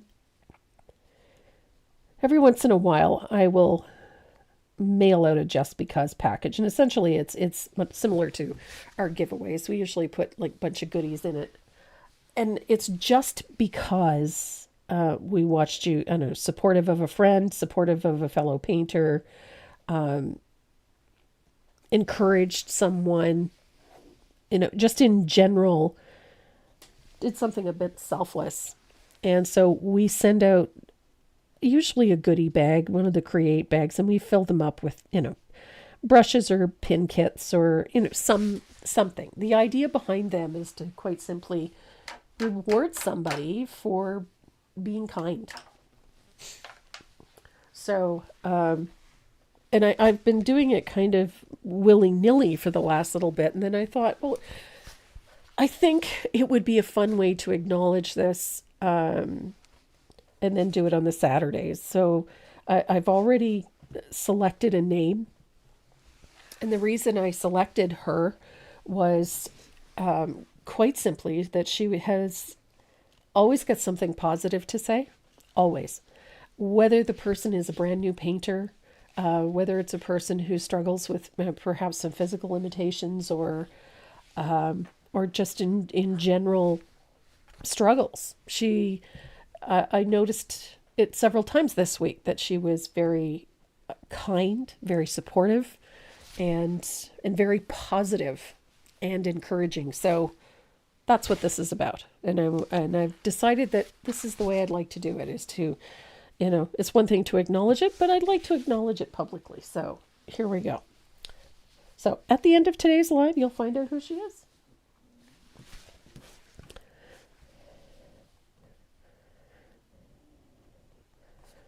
All too often that, those people that do those kind things could really use those kind things in return. That's why.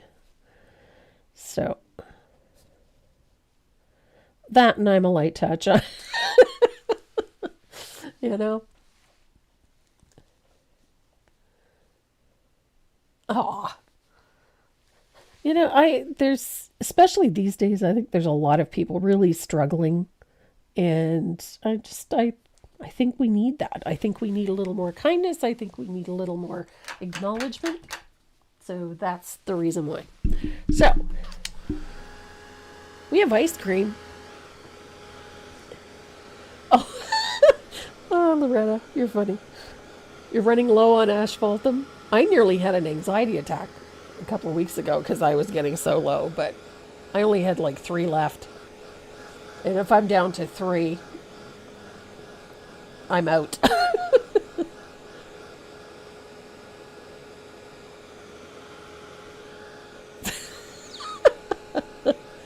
There we go. Okay.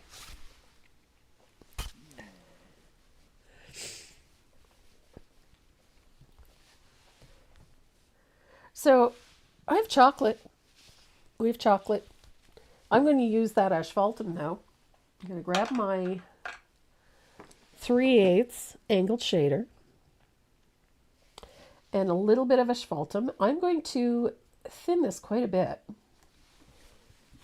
So it's thinned. 3 left, I'm out. I'm sorry. So I'm going to put a nice little shadow of asphaltum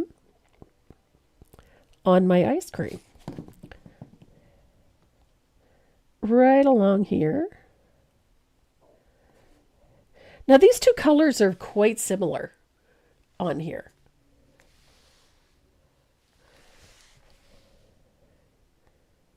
So here we are. So I'm going to pop a little asphaltum in there. Look at that. So got a nice little shadow there. Patrick, have a wonderful Easter.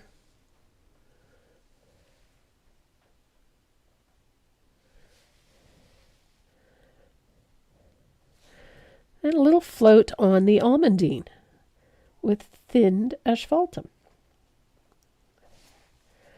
And then into those little areas under the chocolate, you got to get that asphaltum in there. So there's our ice cream. Looks pretty good.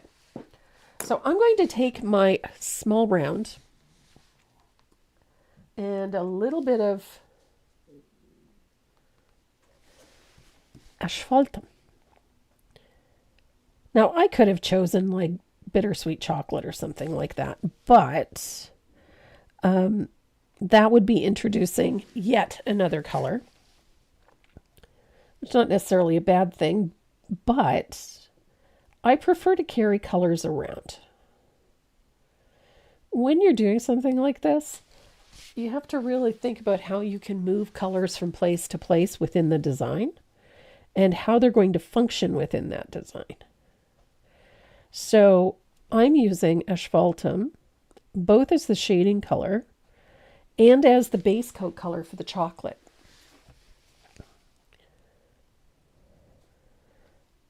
And this is yet another thing that keeps things unified and balanced. So one coat there, and then I'm going to do the same thing over here.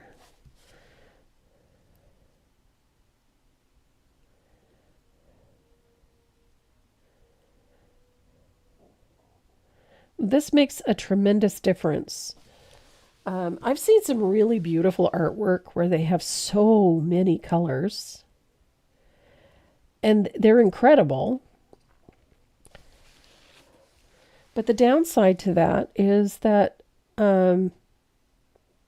it's sometimes very hard, especially for a class, to get the 31 colors that you need to finish the piece.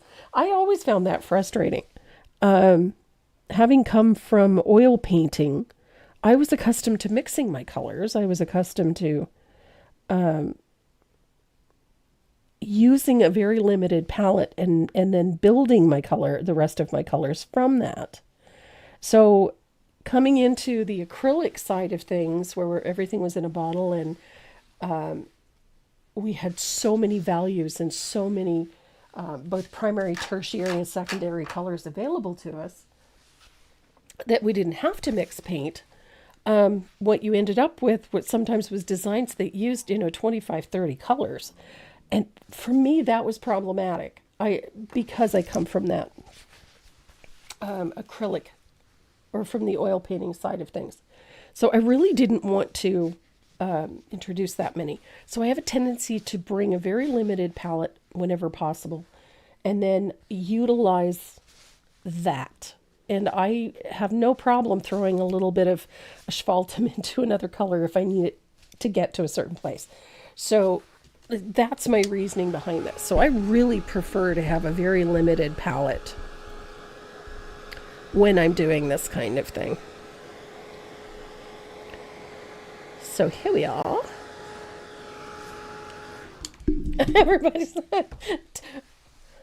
I'm sorry. You know what? At the end of today's live, everybody's going to run out and get ice cream.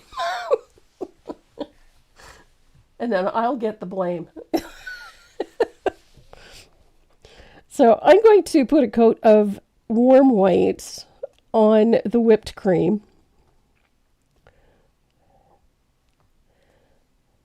Just like so.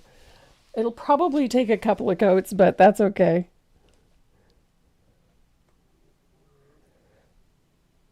Here we are. Of course, I get the brand new graphite paper, and it doesn't like the paint. It's scaring it away, so it's beating up. That drives me nuts. There we go.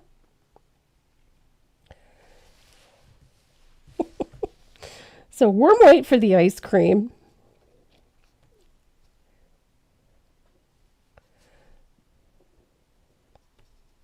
Et voila. And then I'm also going to use the warm white for the straws.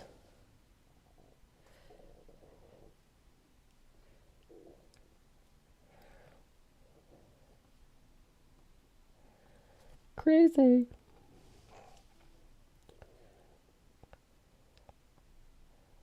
And again, I'm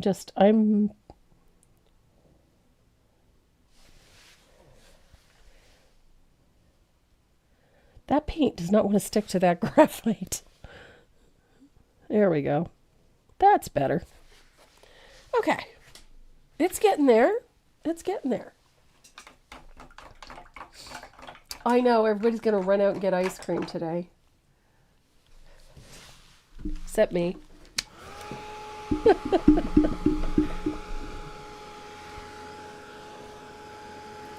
I think my whipped cream, I'm going to put one more coat of warm white on it because it's really kind of squiffy. It's all good. Oops. Ooh. There we go. I was more concerned about covering up the pink underneath there, but it's fine.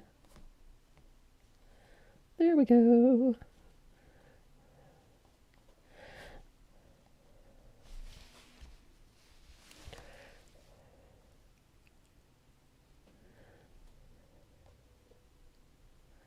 And voila.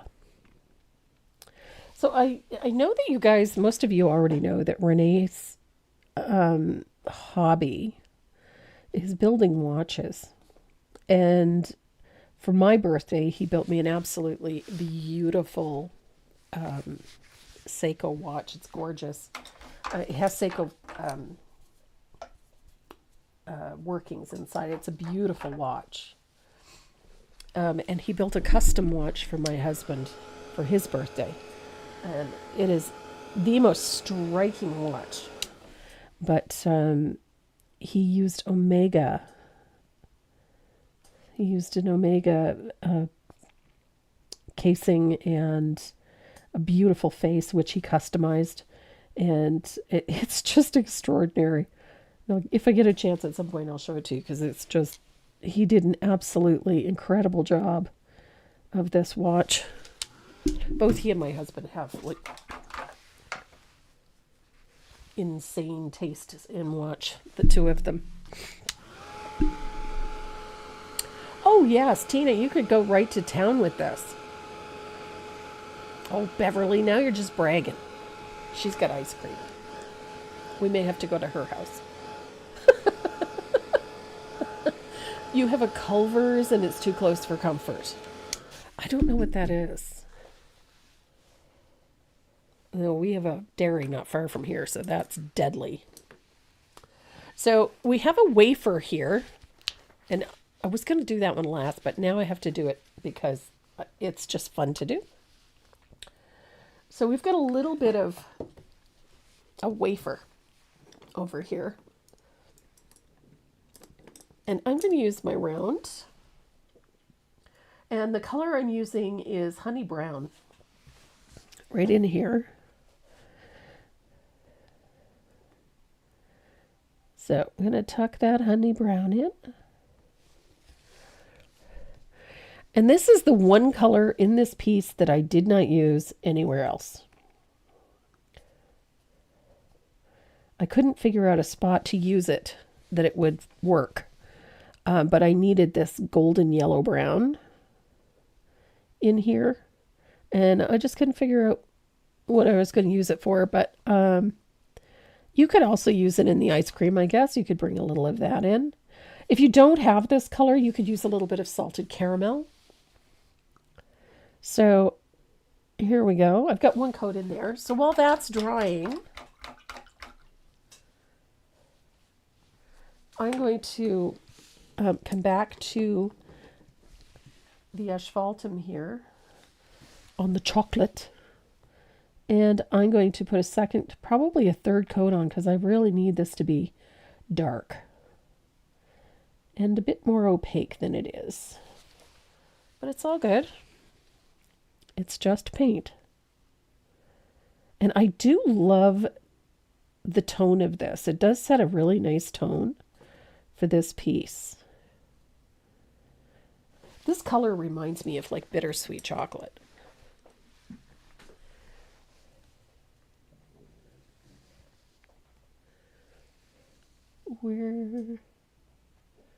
Ooh. Very nice. The one my husband received this morning, Renee went out and bought a laser, a small one, so that he could customize faces for his watches.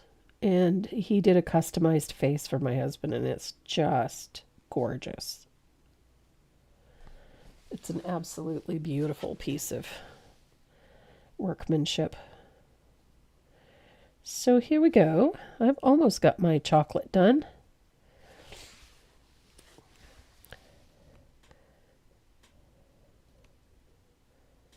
Asphaltum is such a versatile color, and I love it for so many things. But the downside of it is a transparent color, so it takes a few coats to get full opaque coverage. That's the downside. But it is super pretty. This color.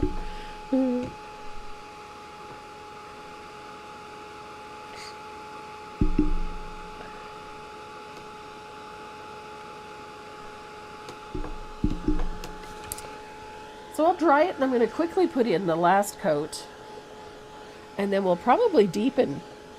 Oh, turtles are so good.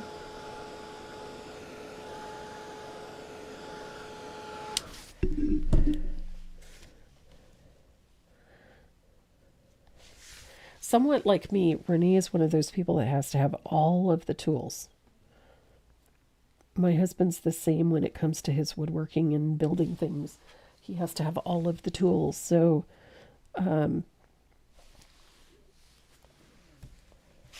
Renee have over the last 6 months to a year has been really building his collection so that he can create the things that he wants to create. So it's his creative outlet, is making these watches. And then with the addition of this laser to his arsenal, he is able to do some really amazing creative things with his watches. It's a small laser. It's a tabletop version, so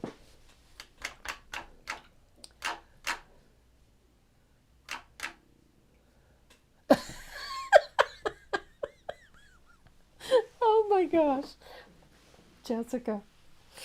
Oh, okay. And then I'm gonna go with one more coat of this honey brown because it's a little too transparent. We're gonna make this look like a wafer. I know that sounds... Let's see. Okay, yeah, second coat's going to do the trick easily. There we are. Ta-da! Yes, I totally agree.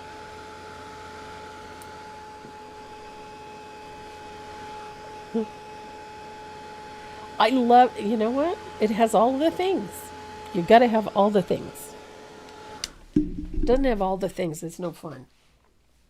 So we're going to use that wild berry that we used to shade around all of this.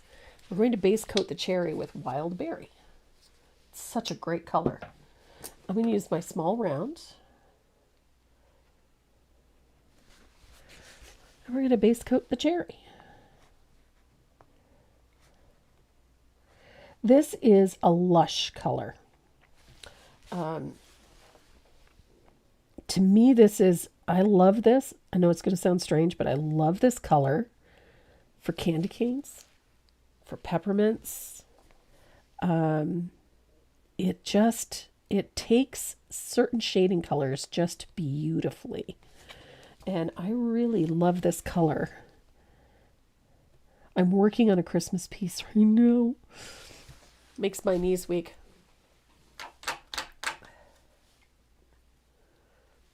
Here we go. So I'm going to dry that. That cherry will probably take another coat.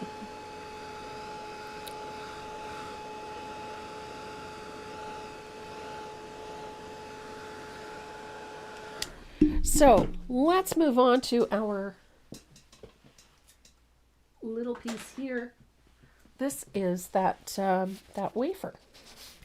You need the little cookie, right? You need a cookie. You need that crisp.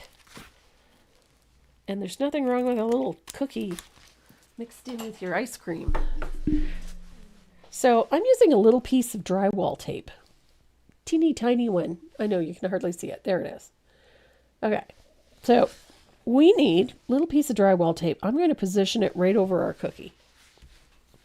And I'm going to grab a small stencil brush. Ta-da!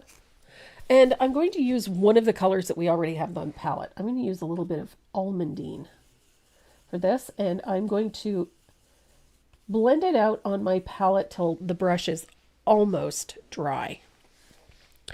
And then I'm going to dry brush the center of that cookie with that color. Comme ça. And then I'm going to pull that off, and voila, we have a wafer. Wafers have that little grid thing on it, and that's what I wanted to access, was that, that little texture that they have on there. So we need to push that cookie back a little bit. So we're going to take a little bit of asphaltum. I'm going to blend it out so that it's heavily thinned, and I'm going to float in behind my chocolate and in behind my whipped cream. to put on this nice little float. And I'm going to create a shadow going up this side so that our cookie looks like it's tucked into that ice cream and whipped cream in behind those two things.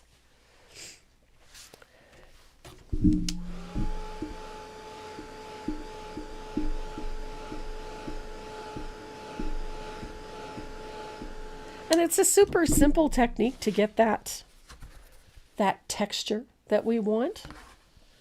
And then I'm just going to deepen this float a little bit. There we go. Just like that.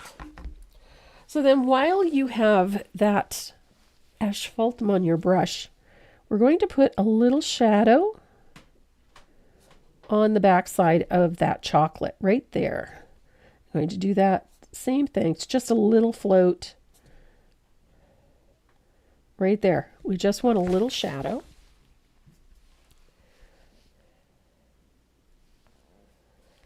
And then I want to deepen my shadow at the very base of this ice cream like that. I want to get that nice deep shadow down there. Look at that. Go right over top of that Stormy that's in that little corner piece there. Et voila. Ta-da! This is such fun. And now we need to make our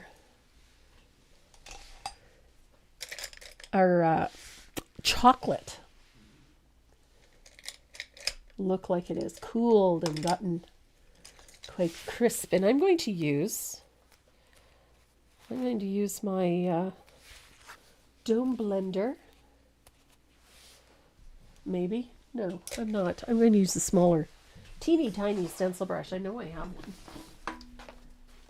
There it is. Eensy beensy. I do like a really tiny stencil brush. This is my 1/4 inch stencil brush. And we're going to use a little bit of, you can use warm white. You can use a little bit of almondine if you want to. I'm going to use a little warm white. And again, I'm going to blend this out on my palette until the brush is almost completely dry. I don't want any wet paint on this. So I'm going to put a nice little dry brush, a curve like that, on both sides of this chocolate. One there and one there. A little bit on each of those drops that come down, just a little scumble like that.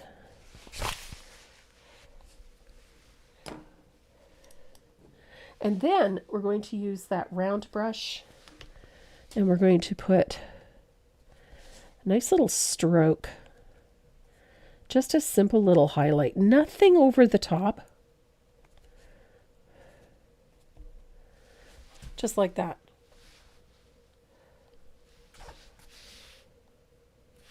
We just need it to look like it's a little shiny. And if you need to make it a little brighter, that's okay. You can do that. Put another little extra on there. I love an obnoxious highlight. Just makes everything look shiny.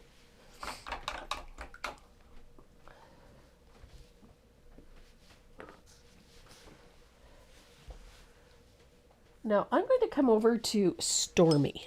Or sorry, not Stormy. What color am I using? I am using Spa Blue. My brain shut off there for a second. Hello. So a little bit of Spa Blue. This is the shading color for your whipped cream. I love this color. It's subtle.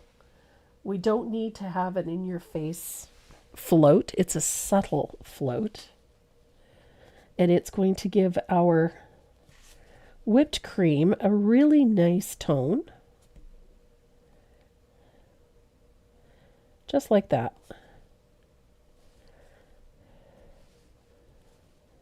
And you you don't have to do a ton to get this to look good. Just follow some of the lines, put a little shading in, et voila. Hi, Lynn. Yes, this video and hundreds of others, you can watch them on my YouTube channel at Tracy Morrow Design. And the link, it should be actually right above this in the ad. You can access them anytime.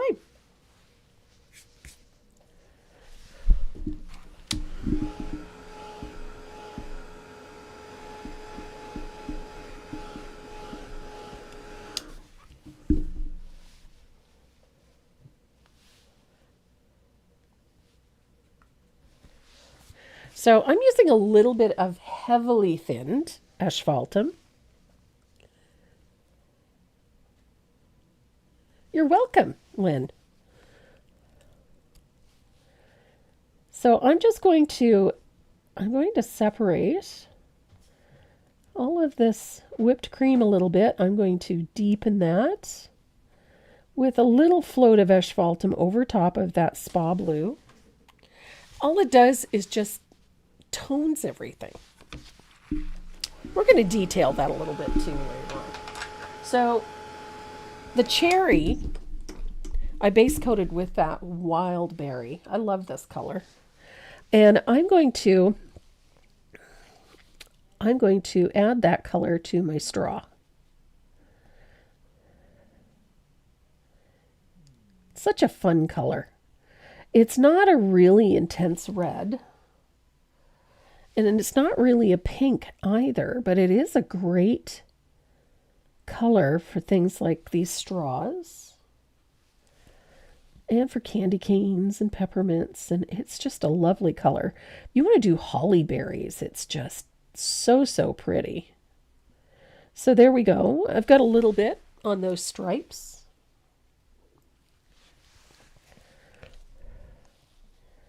Little bit. It has a really nice vintage tone all by itself.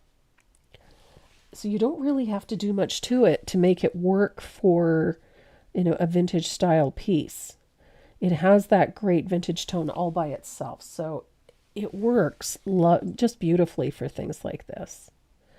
I tend to gravitate towards it for vintage pieces. Vintage pink is another color I just love, and I'm not a pink person. Anybody that knows me really well knows I am not a pink person. I don't usually go for the pastel tones. That's not my wheelhouse at all.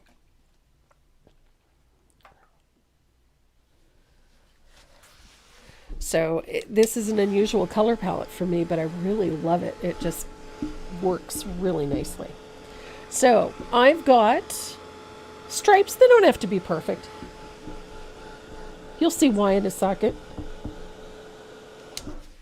So I've got great color. Now there's one color in the Decawart line that came out in 2025 that I really struggled with, and it was this one. And I love a good red, but this crimson red is just gorgeous. But I struggled with it because it is very transparent. Oopsie. I keep moving the palette. That's part of the problem. This one has a very, I don't know how to describe it, a very fruity tone. A bit to go. Yeah, a little bit. So there we go. I'm putting a float of that on the bottom and up the right-hand side of the cherry. Oh, I know, Sherry.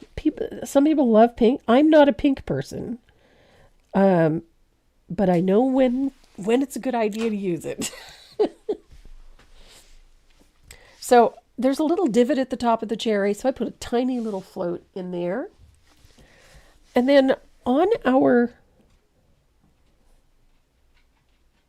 little stripes, I'm going to put a little tiny float of that red only on the wild berry, just a little one. I just want to deepen it a little in a couple of places.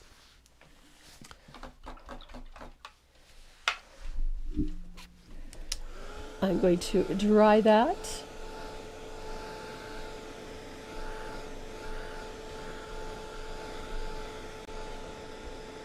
And then I'm going to come back in with another float. Oops, too much water. Too much liquid. There we go. I'm going to put one more float because I really love this crimson. Look at that. So if you thought that that wild berry wasn't going to take on that berry look or that cherry look, that little bit of crimson over top of it, and I'll tell you now, it's going to take at least 3 floats to get it really nice and deep.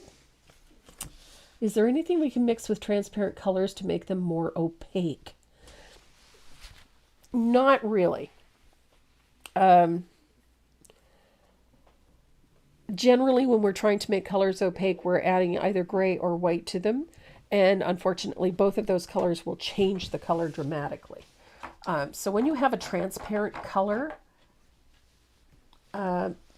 ideally you don't want to base coat with a transparent color, but if you really want that intense color that they provide, then you need a color similar to it that is more opaque underneath it. In this case, I used a color like Wild Berry.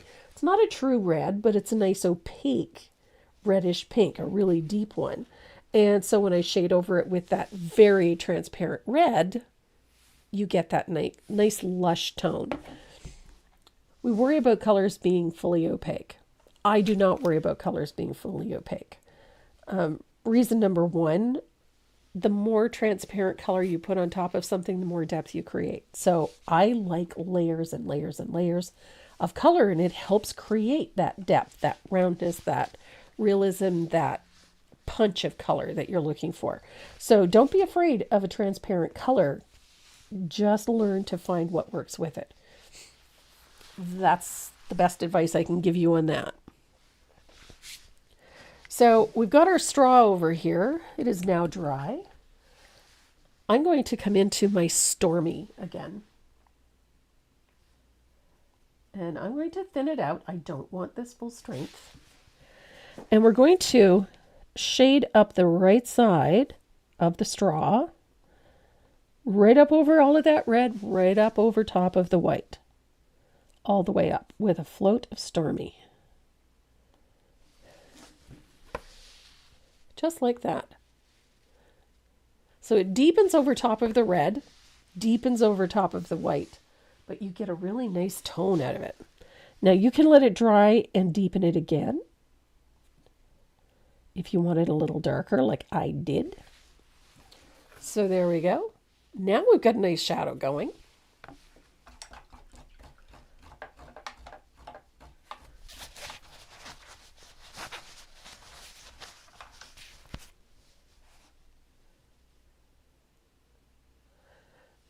Yeah.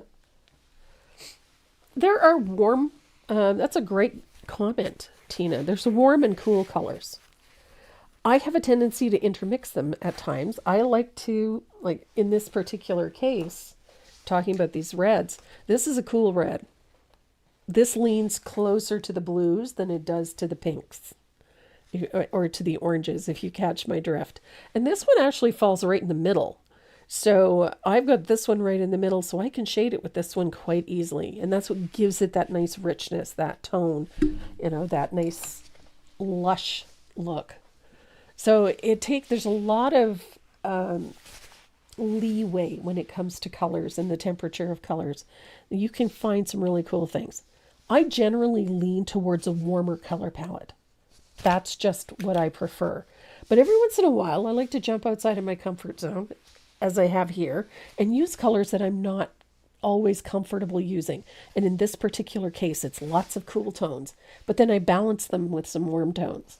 So, I like to play with all of those colors. So we've got our little cherry. I'm going to take a tiny little float of warm white, heavily thinned, and I'm going to put a little float right there and down the left side. So right along the bottom of that little divot that I put in there, and then down the left side. However, if you look closely, I have left a little sliver of the base color there. And that helps generate or that look that it is fully spherical as opposed to just something round. So I like to have my highlight come just a sliver away from the edge of the surface. Now I'm going to grab my liner brush and I'm going to pull out a little bit of warm white. I'm going to thin it a little bit. I don't want a glob of paint on my brush, but I do want a fair amount. And at the edge of that highlight right there, I'm going to put a little dot. And then just in from the edge of that float, I'm going to put a stroke of warm white. Et voila. Now we've got a highlight on our cherry.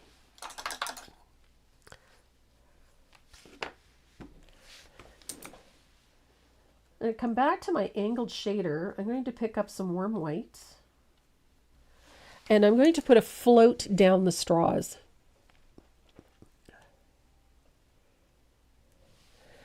And I'm going to, again, come in from the edge a little bit. I don't want it right on the edge, but I want my float to at least have some paint in it. I over blended my float. Here we go. So I'm going to put a float down the left side. That's better. Like so. So that I have that highlight, but it leaves, notice I've left a space. And then you can use, for this you can use a little bit of thin warm white, or you can use a little titanium white. And you're going to put, again, just in from the edge of that highlight, a stroke of white, the full length of the straw. And there's your straws. So we've done our ice cream, we've done our cherry, we've done the straws. The only thing we have left to do is a little bit of plantation pine. We need a little plantation pine because we need a stem for our cherry. There we go. So a little stem for our cherry done in plantation pine.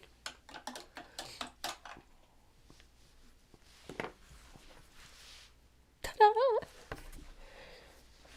Now towards the end of this, we're going to spatter everything so everything takes on like it's got this look of not just age, but also the ice cream and the whipped cream tape on this look like it's got sprinkles on it. So we're going to have a little bit of fun with that. So our next step is to handle this banner up here. Now I used warm white for this. And I'm going to use a little bit of Joe Sonia's.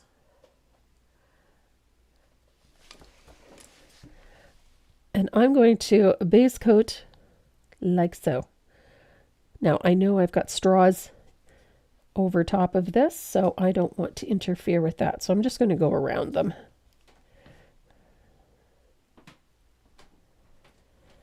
Now, when I base coat this, I pull it all the way across. I don't want to do this little pity pat thing. I want to like lay into some color here and get it on. And I want to pull it all the way across.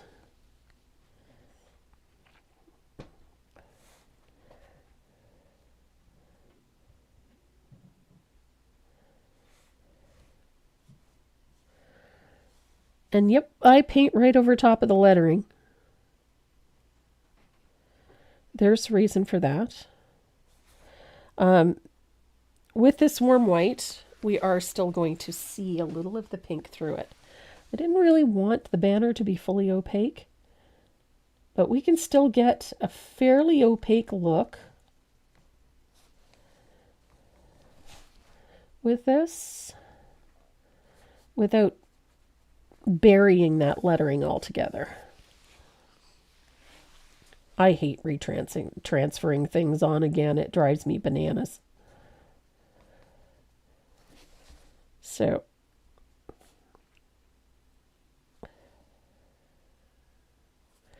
The fun part about this banner is that it really doesn't need to be perfect.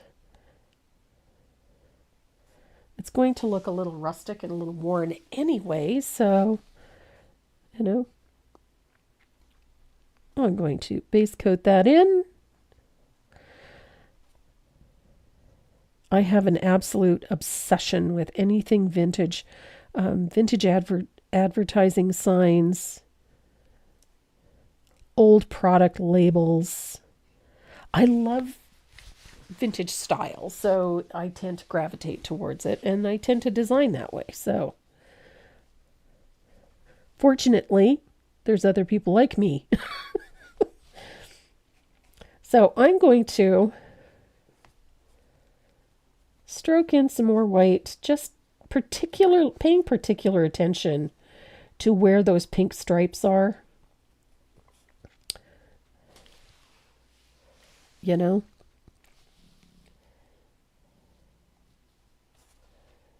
There we go. Okay.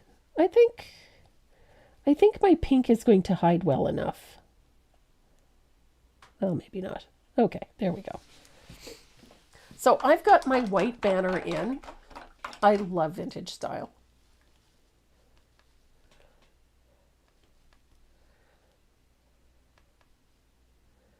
Oh, Love Potion. Oh, yeah. Love Potion is one of these. This one is just, this reminds me of years ago we had a color called Red Violet. It had like great intensity, lots and lots of transparent. It was just such a lush, rich color. And that's what this one reminds me of, except this one tends to lean a bit more to the pink than the purple, but that's okay. And yes, I totally agree. It's got great vibrancy. Carrie, have a great, oh goodness, have a great Easter. I hope you're feeling better. Okay. So I'm going to dry this, and then we're quickly going to paint the lettering. And I'm going to need a small rigger. What am I going to need? I'm going to need a 0. A 0 and heavily thinned asphaltum. Thin, thin, thin. I need it to be thin. Because I don't want this to be absolutely perfect. Because absolutely perfect is boring. So I have on my rigger heavily thinned asphaltum. I'm going to let that cool for a second. And I'm going to paint my lettering with the asphaltum. Comme ça.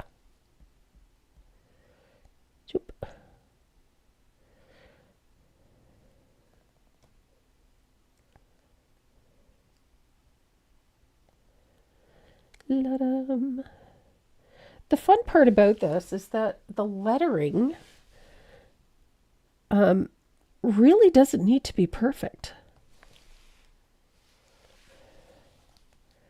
Primarily because it is distressed, it's old, it's worn. So you have a little leeway for boo-boos. You know? You have a little leeway.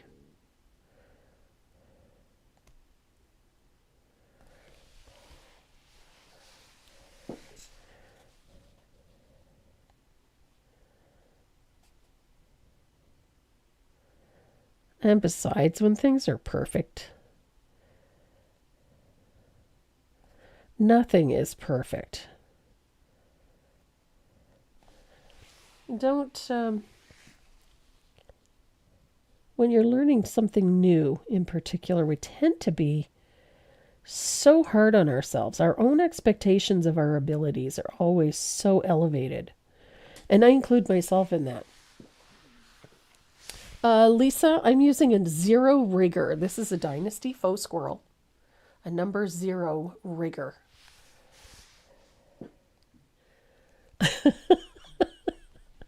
Mine isn't either, Carol. I've been saying for years, your goal should never, ever be perfection. Your goal should be improvement. The idea that you have to somehow, go from being a beginner to being perfect is just unreasonable and counterproductive.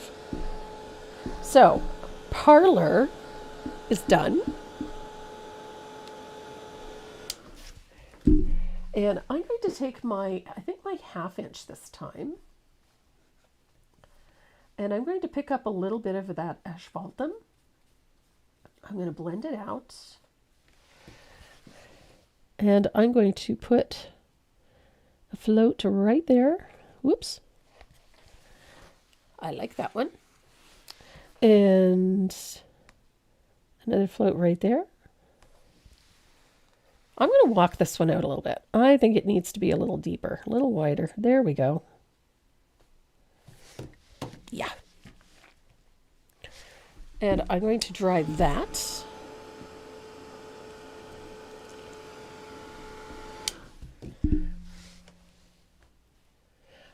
Rigger.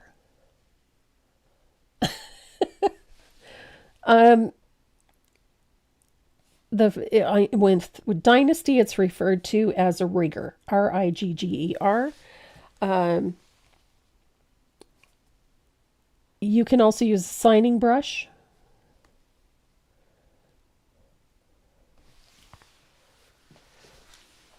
But if you're looking for them, best place to get them is through the Brush Guys. And on their website, I have a coupon code so you can get a discount from them. So underneath our banner here, I'm using a little bit of asphaltum to paint in that shaded portion under our banner right there.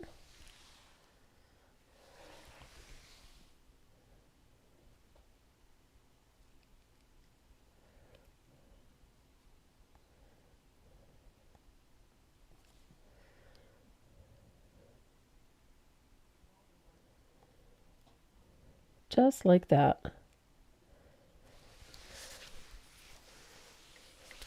So our little banner, Lisa, if you're looking for the coupon code for the Brush Guys, it's Tracy M. That's it. Just Tracy M. All one word. It'll give you a discount on anything you purchase. So I'm going to dry this, and then we're going to deepen that shading a little bit.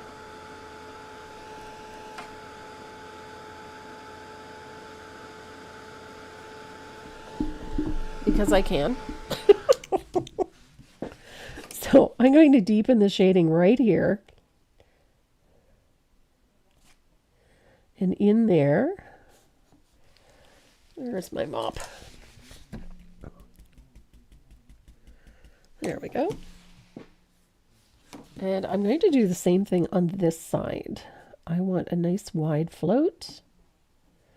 Ooh, there we go. And I'm going to soften that. I got a spot there I got to get rid of. There we go. So I'm going to make sure that is good and dry. And then I'm going to grab my angled shader one more time, and with asphaltum and lots of water, I'm going to float across the top of my banner like so. And across the bottom, because I want to tone this banner. Just like that. Ta-da!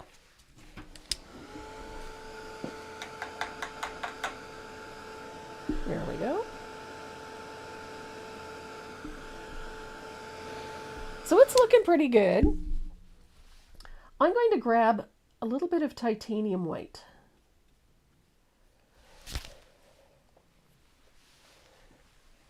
And I'm going to float the points on my banner with a little bit of titanium white. I just want them to be a little brighter. And at the same time, that little float of white softens that boundary between the shadow. It overlaps with the other one. Yes, Debbie. Sandy McTeer carries my riggers too. Same coupon code.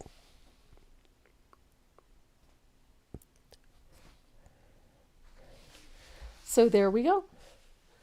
Banner's looking pretty good. I'm rather happy with that. So I'm going to dry that, let it dry.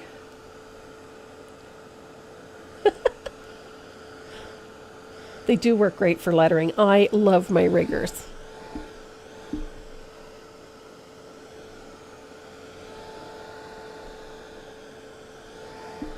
Like, how fun is this piece? This is a blast.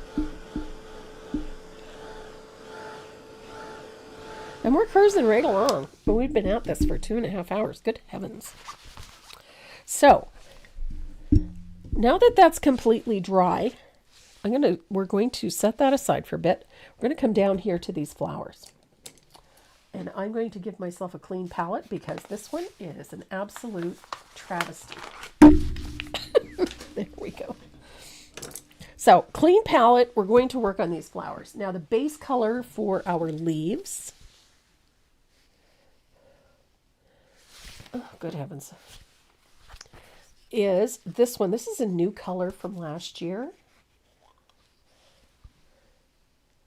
I love this tone. This is avocado toast. This is just such a great green. I love lush green. I love antique green. And I love this avocado toast. This is just such a great color. Our shading color for this is going to be plantation pine or black forest green or any dark green that you like.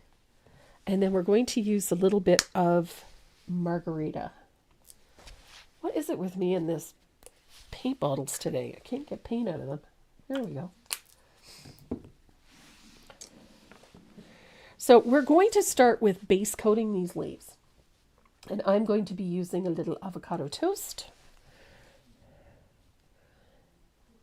And I generally only use 1-2 coats max for base coating. Generally, I'd prefer to do things in 1 coat. This green, however, is a little on the transparent side, so it may take us a couple of coats to get where we want to be. And I missed a leaf. I just realized that I missed a leaf when I was transferring. So I got to go paint it in because, it's an important leaf. It grounds this design. There is a method to my madness, I promise. Here we go.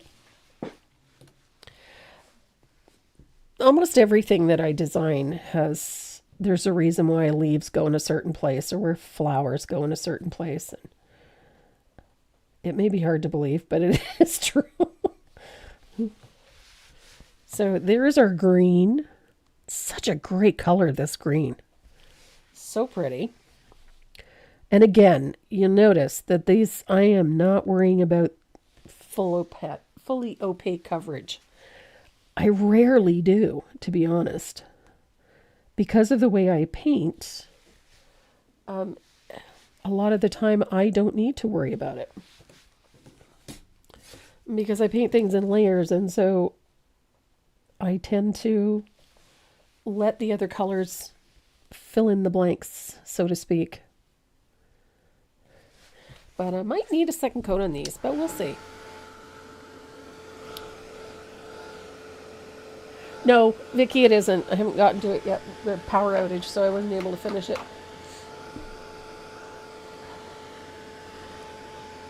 It'll be up before the weekend's out, I promise.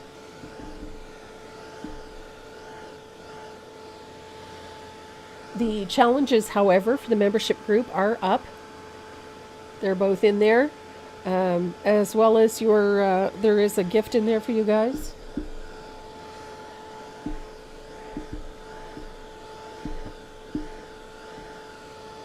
There we go. I'm going to give these one more coat because they're just not covering. Ordinarily, I would put in a coat of warm white, but There, that's better. This is such a great green.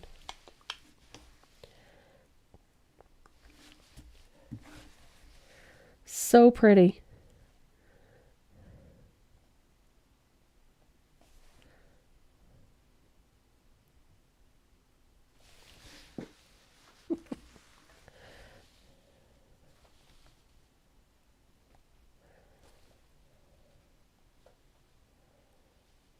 There we go.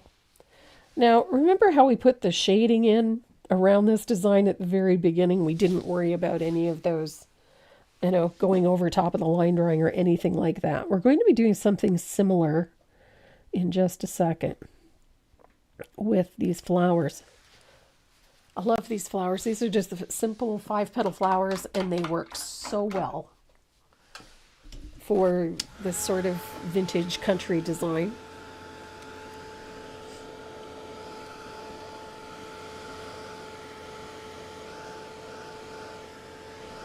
The golden years. Yeah.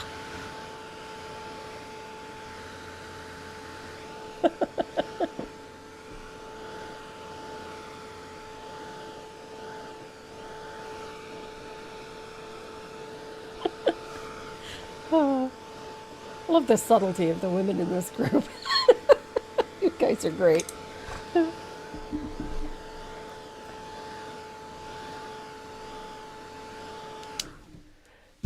Here we go. I'm loving this. I just love this. So I'm going to use my 3/8 angled shader and plantation pine. Another color I've been using frequently in the last little while is this one, is Black Forest Green. I love the tone of this. It's a cooler green. It leans towards the blues.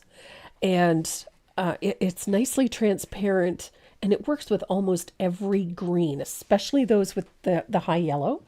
Because it's a cooler one, it balances out really nicely with the higher yellow greens. So if you're really struggling for a great shading color for some of your greens, try out a little bit of Black Forest Green. I love that tone. I wanted to stick with a very vintage feel to this, so I gravitate towards plantation pine a lot of the time, because this is a great vintage toned color. It'll give you that depth. It is quite transparent. It's a nice rich green. It floats really nicely, but there's an edge to this, like a little, what's the word I'm looking for? It's almost like there's a little bit of brown in it. It takes on an earthy look. It has that nice earthy tone to it. So shading, nice little float, neatness doesn't count, up underneath those flower petals and in behind things. It is a great color for this.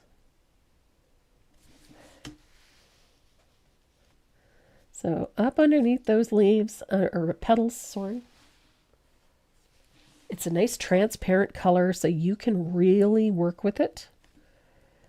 It'll give you nice layers, nice depth. Fun, fun, fun.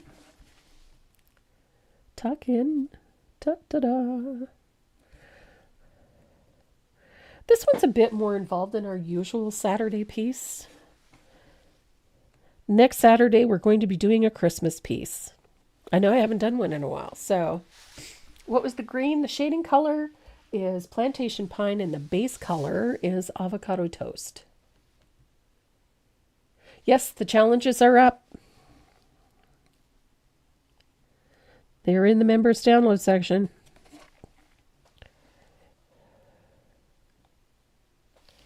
So now I'm going to use that same color to put that center vein in. Little float of plantation pine puts in that nice center vein, gives us nice shape. I like the shape that this gives us. Black Forest Green is a beautiful green for a whole variety of things. There we go. Look at that. Simple leaves. Look at that. Bang zoom. Have a happy Easter, Vicky. Yep, a Christmas piece. I'm doing something, it's quite elegant. It's a long, slender piece. It's quite elegant. Very almost Victorian in feel. And it's surprisingly simple. So I think you'll enjoy it. I know I'm certainly having fun finishing it up. So it's very pretty. So we're going to highlight this with that margarita. And I like to take my highlights like so.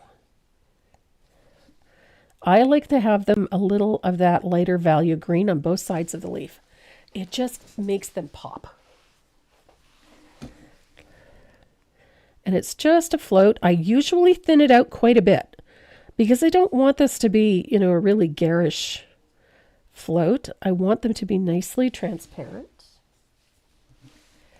And I love that color. Little float on both sides of the leaf.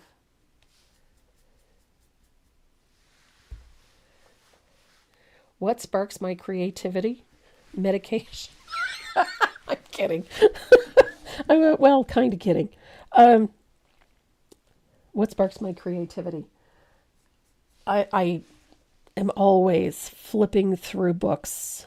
I have so many art books. It's crazy. I have tons of them right above my head. I have tons of them. Tons of them in the living room. I spend time cruising through things. But usually I can get a picture in my head. That's part of it.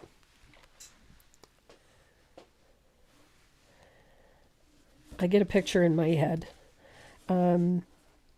Lately, I have been going through, I have some wonderful old design books, like really old ones, that have oodles of old graphics that were used for advertising. And then I have old design books for borders and things like that. Refresh your page. If you're not seeing it, refresh your page. It's there.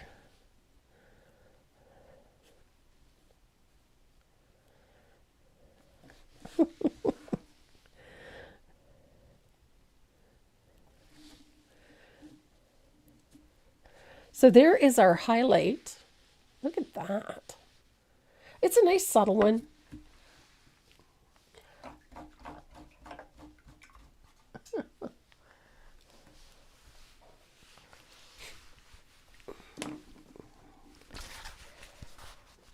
You might have to scroll to the bottom when you go in and you see the download section and you see what's up, like members downloads.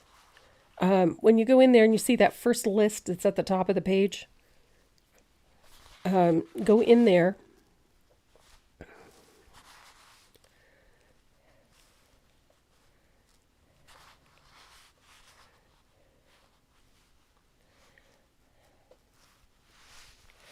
And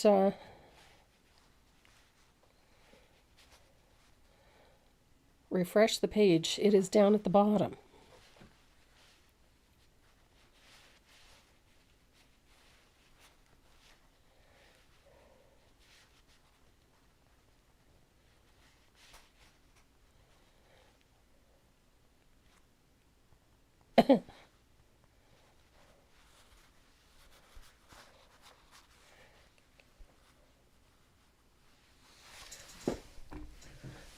So you should be able to find it at the bottom of that list.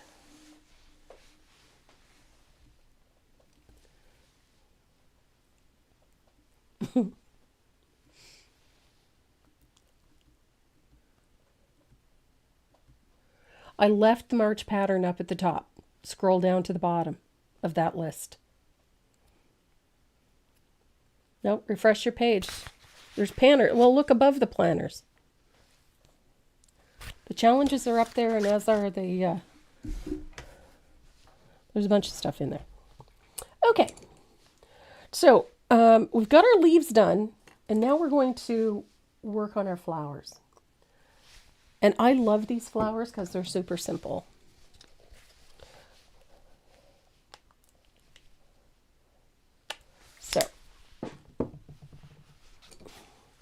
I'm going to grab, where is my black gold round? I've got a nice black gold round. The one I'm working with is a number 5. A 4 will do just as fine.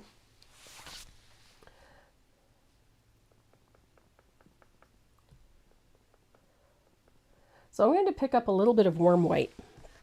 Now we've got petals in here that are tucked in behind, so I'm just going to paint that in carefully in any of the areas that are, you know, tucked in behind something. I just want to paint them in a little bit.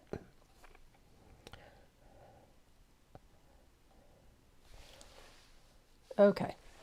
So when you're painting these flowers, this is how they go.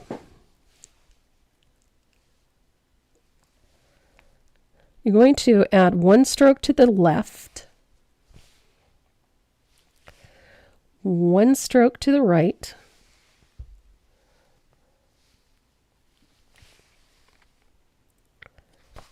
and a stroke down the center. And you're going to do that to each of the leaves, or each of the petals, and pull it back towards the center of the flower. 1 to the left, 1 to the right, 1 to the center. 1 to the left, 1 to the right, 1 to the center. It does not matter if they are quite transparent. 1 to the left, 1 to the right, 1 down the center.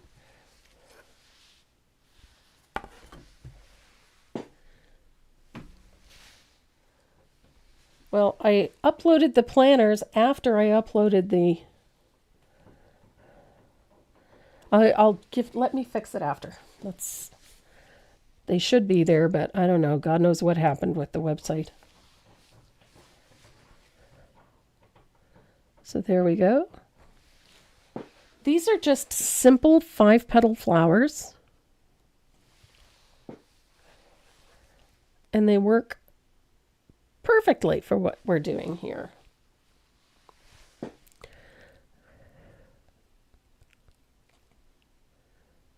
Oh, and I missed a leaf. I'm just bloody brilliant today.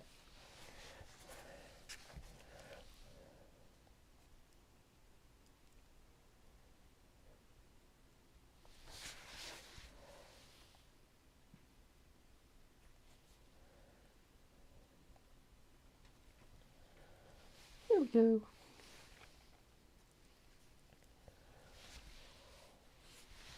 And come over here.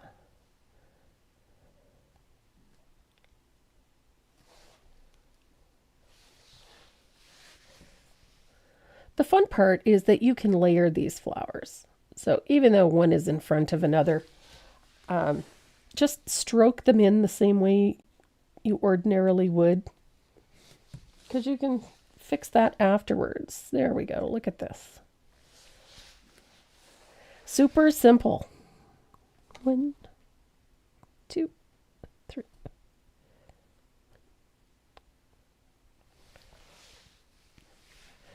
And I want to stroke that in a little better. There we go.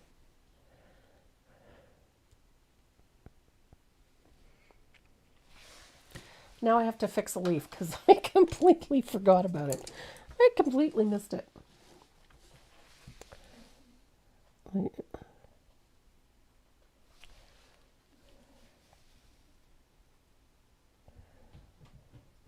would not be good to miss that leaf altogether. Oh, I have company. Hi, Harry.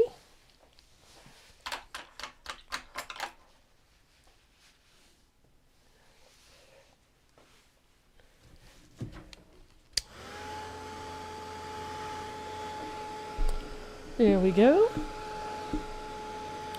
So I'm going to dry this really well.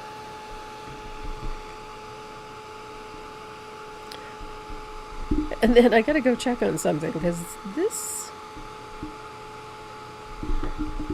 all of this should be showing up and I don't know why it's not.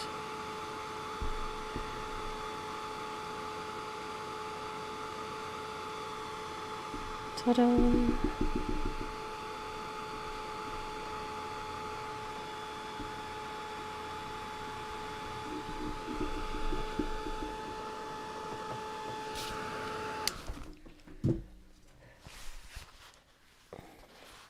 What did I just hit? Okay. Now, once you've got the leaves done, or the petals, you're going to take a little of that warm white and just quickly paint the centers of the flowers with warm white. Like so. Doesn't have to be perfect. It's just a little coat, because we're going to be putting a yellow down, and I don't want to have the yellow affected by the pink stripes. So now I'm going to give that a second to dry. And I'm going to quickly check on something.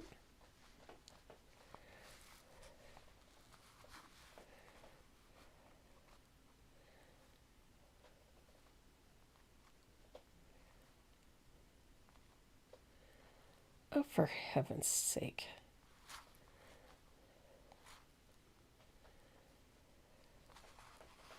Okay, it is not showing on this end either. There's like 2 hours worth of updates that are not on here. So I don't know what happened, but I had put them all up.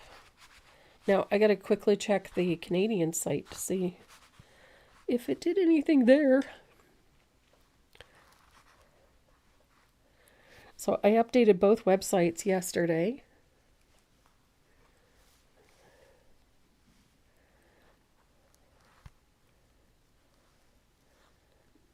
Of course, we had a power outage earlier in the week, so God only knows what happened.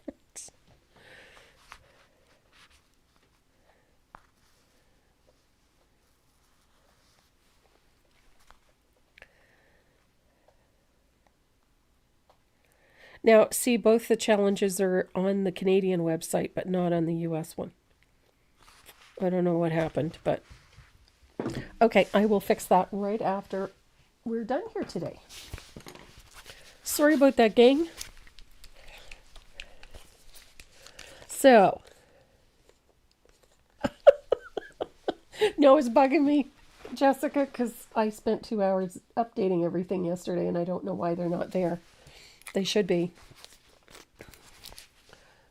because I had updated it with the planners, so they should all be there, but unfortunately they're not. So I'm going to base coat the center of these flowers with Baby Duck or Sunny Day. Any nice sunny yellow will work just fine.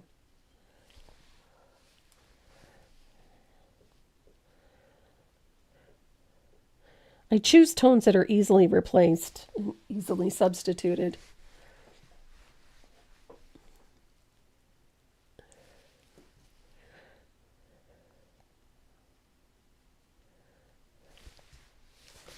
Here we go. Ta-da!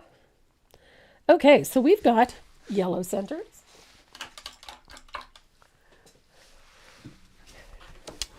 And I'm going to dry these real quick because we're going to have some fun with this. Lately, one of my favorite colors is this. This is Tea Berry. I love this color. I've been shading things like, or highlighting things like cherries and berries and whatnot with this color. I have been using it for a whole bunch of things. But one of the things that I love about it is that, one, it's a very pretty corally red tone. But two, it shades yellow just fabulous. So here we go. We're going to shade these flowers with Tea Berry. I love this tone. So we're going to shade around, nice little U-shaped float. I've got way too much color in my brush. On each of these petals. So right up against the center on each of the petals, we're going to put this nice little U-shaped float. This one is a bit strong, but that's okay. We'll sort that one out. So U-shaped float, darkest value towards the center. This is going to give our flowers a nice little orangey pink tone.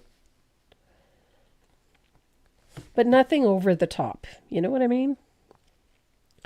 It's such a pretty color. And it is fantastic for things like this.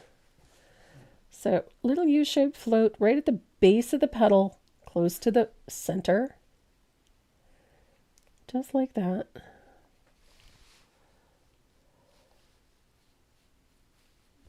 I love this color. I didn't really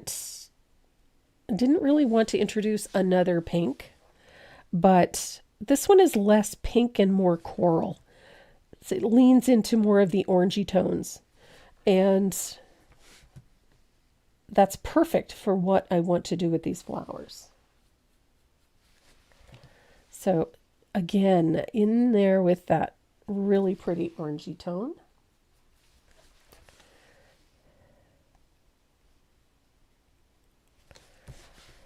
I love this color.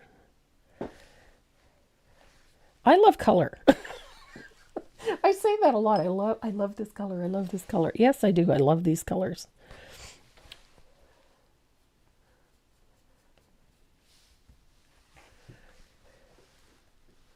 No, I had spent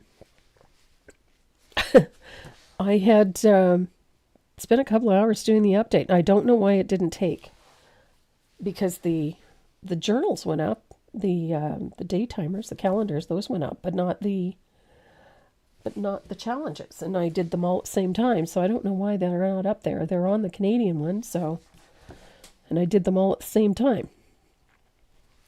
So look at there. So we've got these pretty little flowers.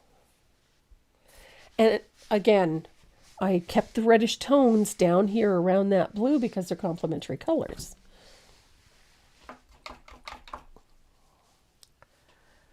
So here's the other reason I use the tea berry. I love this color.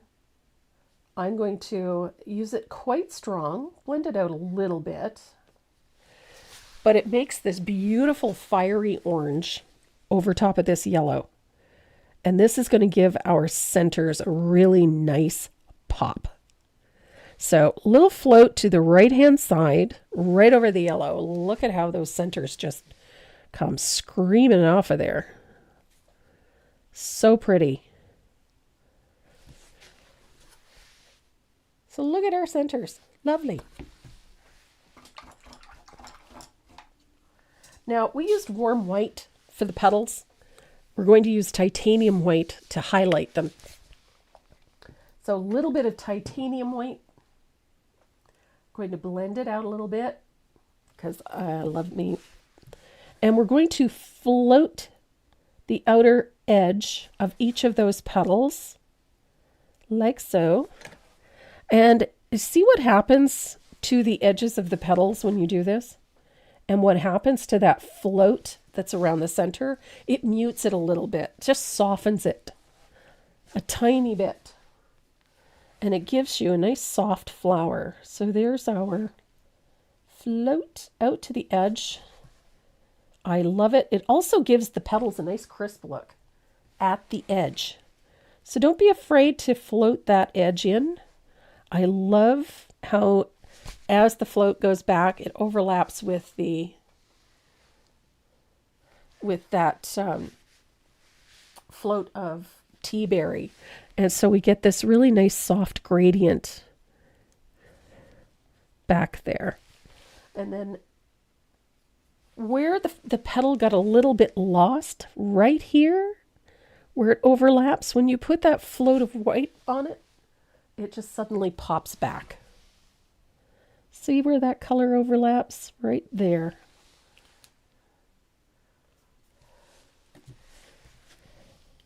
And the same here. So now all of a sudden that little flower that was sort of lost in there, it comes back.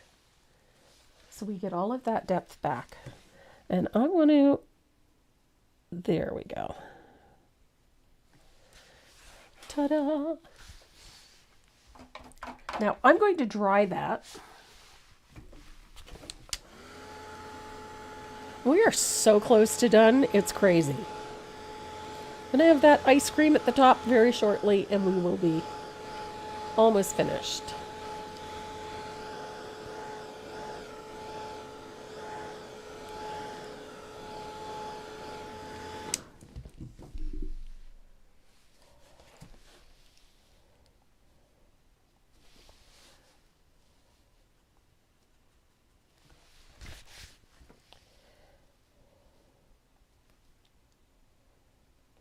I'm going to finish this leaf because it's bugging me.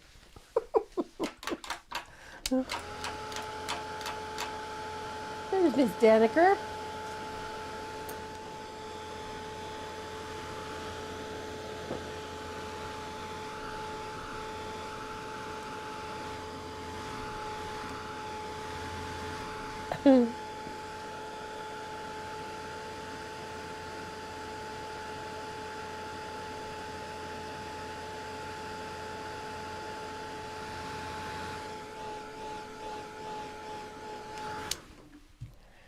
So I'm going to take that plantation pine. I'm going to finish off this leaf here.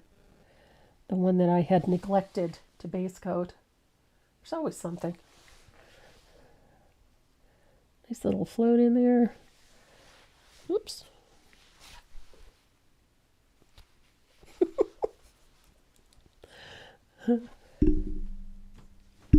I really like this piece. I just think it's a fun one.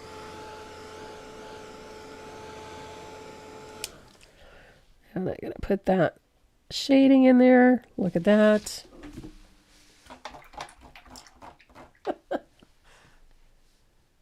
And I'll fix my highlighting because, you know,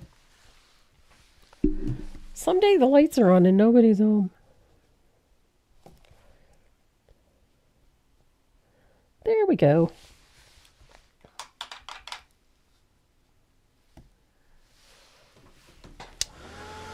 Tut, tut, tut.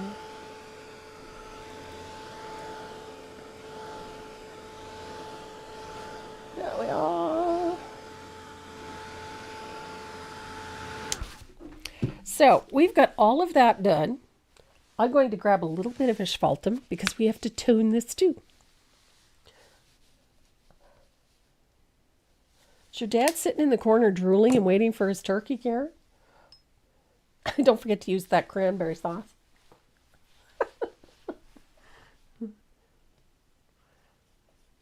So I'm going to pick up a little asphaltum and I'm really going to thin this out quite a bit. Because we're going to use this asphaltum to do two things. We're going to tone these flowers. Little float of asphaltum over top of that shadow in the center, because I want to lift the center up a little bit. Little float. Doesn't have to be much, just a little float. And then I'm also going to use a little bit of that to separate these flowers, just a touch. And it doesn't take much. But I want to separate them a little bit. Just like so. So this one is underneath that one, and this one is underneath that one. Just a little float, doesn't take much, just enough to separate them, make them each stand out a little bit.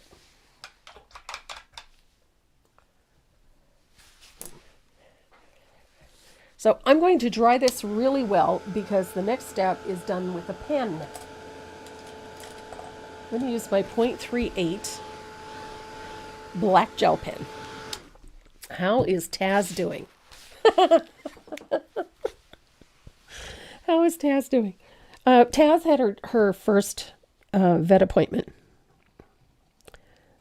the other day, which was highly entertaining because she charmed the socks off of everybody at the vet's office. She is super cute. And they discovered the little white tag on the end of her tail. She has a tiny little cluster of white hairs on her chest, just tiny little cluster. But the tip of her tail looks like it's been dipped in paint, in white paint. She has a little, like the very end of her tail. She is so stinking cute. So around the centers, I have made a rather sketchy, scribbly, imperfect line. And then off of that, I'm going to put a few lines on the petals, just like so. It's just to create a little texture at the center. And again, very loose, imperfect. Don't worry too much about making them perfect. It doesn't matter. It's just a little texture in there.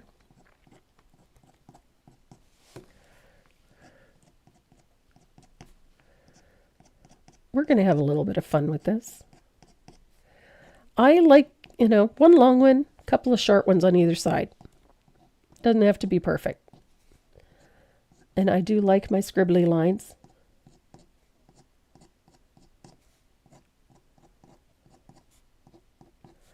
It just makes for fun. And you can use that same black line down the side of the cup. Just like so. Around that edge.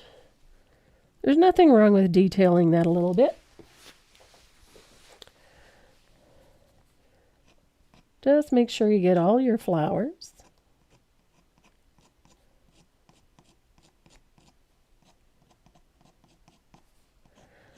I like them sketchy. I don't like them, perfection is overrated.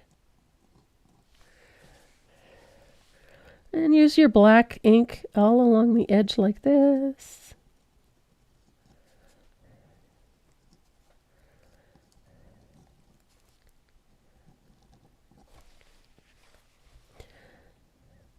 See, I wrote right through a pile of ink yesterday through paint. And I did it earlier with this. So we're going to do the same thing to our whipped cream. We're going to add a few little sketchy details like so.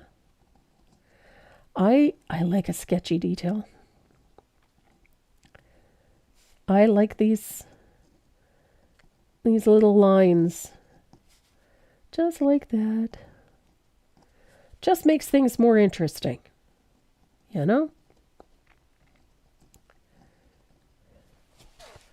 Ta-da!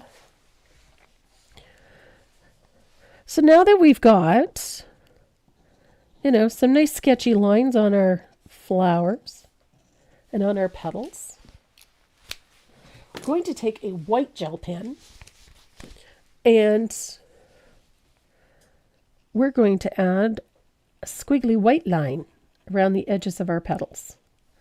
Right to the center. Don't be afraid to go to the center with it. Like this. I like that little squiggly, sketchy edge. It makes the flowers look ruffled at the edges. Don't overthink it. Just put in some fun little sketchy things at the edges of your flowers. Random is the rule of the day. Don't panic. I love sketchy. This just makes the flowers look a little more delicate, a little more ruffly at the edges. It brings a little more light to them, enhances the highlights. Look at that. Cute little flowers, super easy to do. So we're going to dry all of that so that we don't smear ink. And I just remembered another spot where we need a little highlight. On some of your little squares here, just on the edge of the square, just choose a few randomly like that. And, little highlight at the edge of your cookie. That's it. And then all we need is our liner brush. We're going to detail the leaves. And this is my favorite part. I love this part. I'm going to use a little bit of margarita and a little bit of warm white. I'm going to make a slightly lighter value and a more opaque value of my margarita. And I'm going to thin it quite a bit. I want it about the consistency of milk. And then I'm going to add a fun little detail to my leaves. Just that squiggly outline. It doesn't have to be solid. It can add a little swoop, if you like.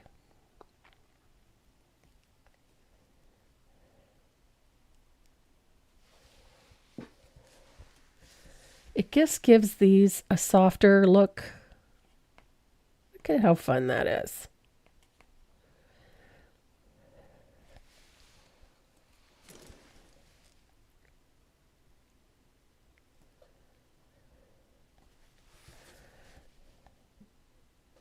I love this detail. I find it just makes the leaves a little more delicate, a little softer. It just overall gives things a softer appearance.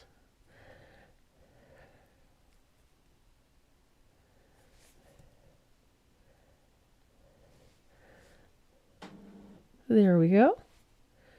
And you can put a little highlight down the center vein of your leaf, just a little stroke. It just brings things together. Easy peasy. And then you've got vines and tendrils. I'm going to take a little bit of plantation pine because I like this color. I'm going to thin it out a little bit. And I'm going to connect my little leaves with that. Paint in the stems a little bit. Just to connect those little leaves. And then I'm going to use that plantation pine to stroke in those little curly cues. Some days I can do this in one stroke. Today is not that day.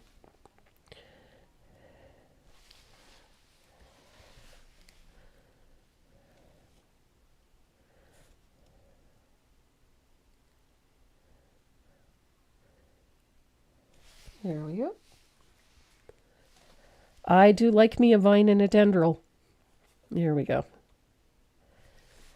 Like, how fun is that? Really?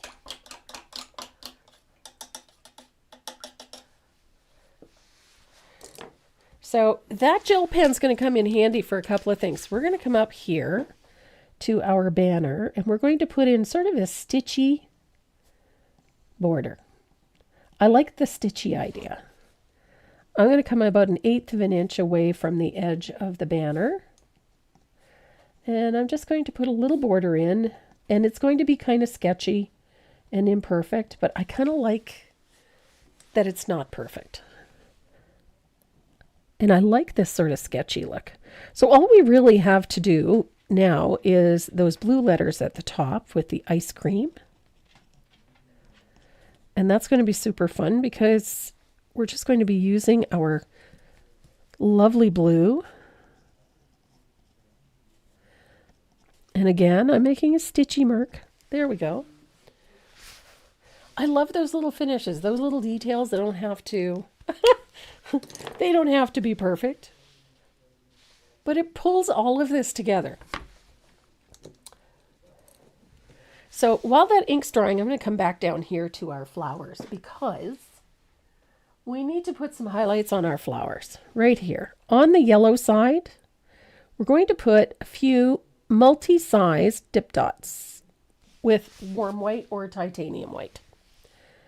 They can be on the petals, off the petals, but we're just doing a few and they should be different sizes. I like teeny tiny, I like bigger, but they do not need to be perfect. And you only need a few of them, say 7 or 8. So these are on the bright yellow side of our flowers. I like taking the dots off of the center.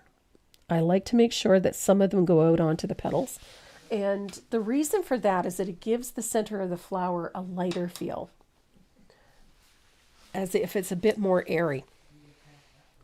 And then into some asphaltum, we're going to do the same thing on the shaded side with just a few dots of asphaltum. Again, make sure you come past the edge and out onto the petals just a little. It's just a super way to make the centers pop, but at the same time, you don't want them to look super heavy either. It gives them an airy feeling, there's a lightness to it. There we go. So there's our centers. And all we have left is our lettering up here. So we're going to start, I'm going to use my rigger, a 0, and we're going to start with the Stormy. Now this color, again, is transparent. It doesn't cover as well. And I just want this a little bit darker. So we're going to start with that border area right here and use the rigger to paint in that side of each letter.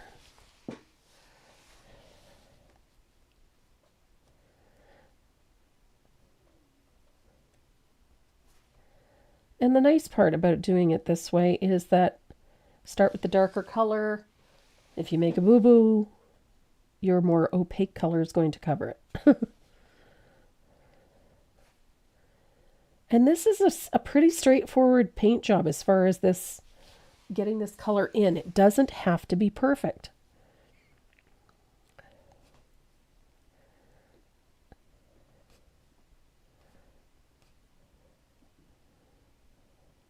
We're going to let each one dry. We'll come back, put in a little bit more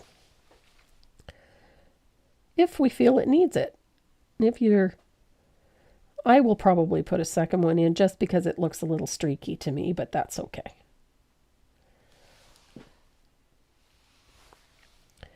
Ta. I like this block lettering style. This was used an awful lot in vintage advertising. It gave visual weight and a little substance to the piece that they were doing.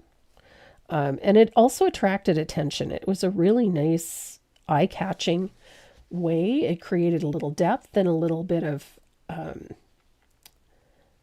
three-dimensional look. So it tended to be a little on the eye-catching side. So it was always, I shouldn't say always, but it was frequently used in advertising, art, and signage for that very reason, that it was tended to be a little eye-catching. And when it came to advertising, visual weight was important, especially with lettering. It gave advertising substance.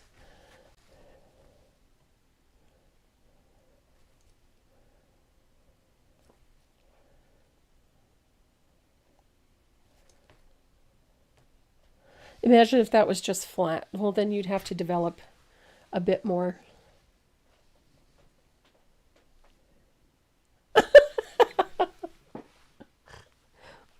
Excellent. There we are.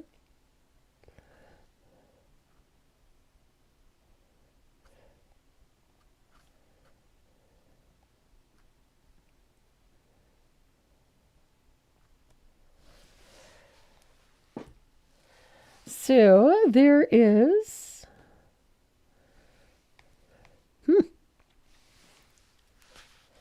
I like the three-dimensional look that this lends it.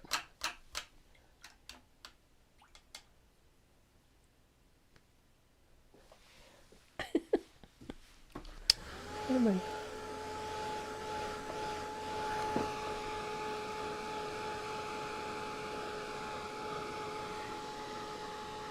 Okay, we're almost done. We've just got a couple more things to do. And by a couple more things, we're going to finish off this lettering, do a little shading at the base, which is not going to take that long. And then some spattering, and then we have the wheel. So I've got Spa Blue. I really love this blue. It's just awesome. So I'm going to paint in my lettering using that Spa Blue.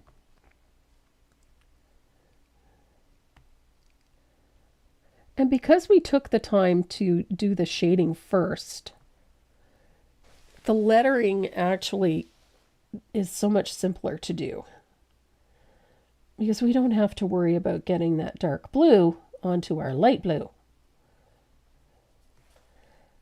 The only thing I have to worry about is keeping the paint where it needs to be.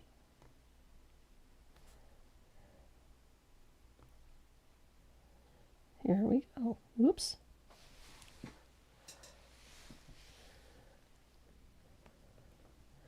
And this is a great font. This is just a basic block lettering. I stretched it into a curve.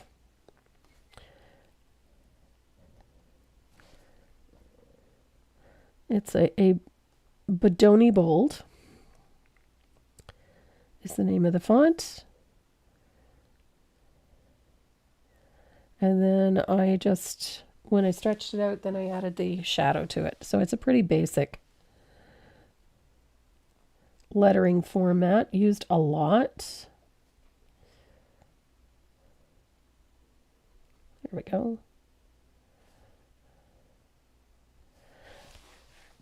Vintage style painted pieces, as long as the lettering is straight and level, positioned properly, evenly spaced, etc., there's not really a problem with it if you struggle with getting things perfectly painted and crisp edges and whatnot. You don't really have to worry too much about that if everything else is straight and level, especially with vintage pieces, because you can distress them and wear them out or wear them down a little bit so that you can tuck away and hide a multitude of sins that way. But when lettering is sloppy, uneven, poorly spaced, not level, those things stand out like a bear on a bicycle. So because we are conditioned to read things a certain way, you have to paint them a certain way. So, and this is where I have fun with lettering, because I love distressed anything. I like the worn. I like the old and battered. And in a case like this, at this 1950s, we've already done a great deal to make this distressed. We've heavily antiqued the edges of this. We've gone out of our way to create a more worn and distressed look. So if you make any tiny little mistakes, where it's perfect, not perfect at the edges, there are a multitude of ways that you can maintain this vintage look. You get the most important stuff out of the way: straight, level, vertical, horizontal. You get those things out of the way. All of the other stuff is incidental. You can make a boo-boo like I just did, where I didn't get the paint where it needed to be. Or in other cases where it's just not getting where it should be. Like I goofed right here and went too far in, and that's okay. And another spot where I goofed and there. Okay. So we have lettering. Now this A over here is right smack on the top of that pink stripe. So and I did not base coat it well enough. Okay. I think I am happy with this. So we have ice cream. I'm going to dry this.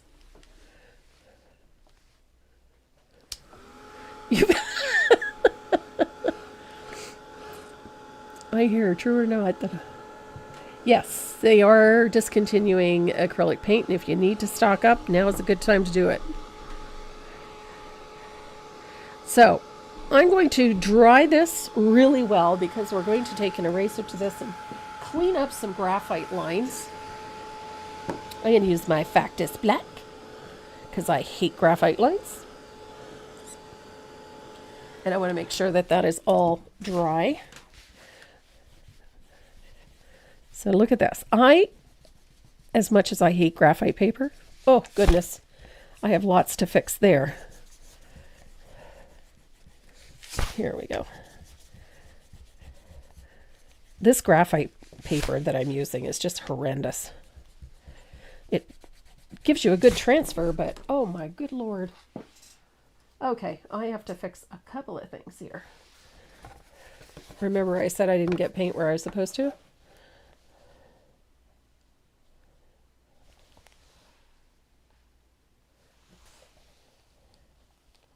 Oh, I gotta clean that up. And here. The paint is not sticking to the where the graphite was. So you can't really paint over it, which is driving me bananas. Here we go.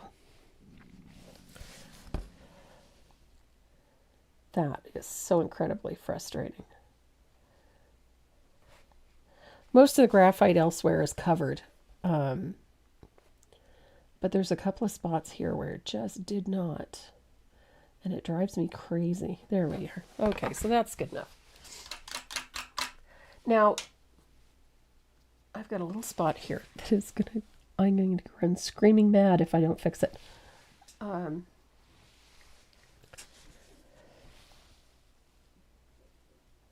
There we go.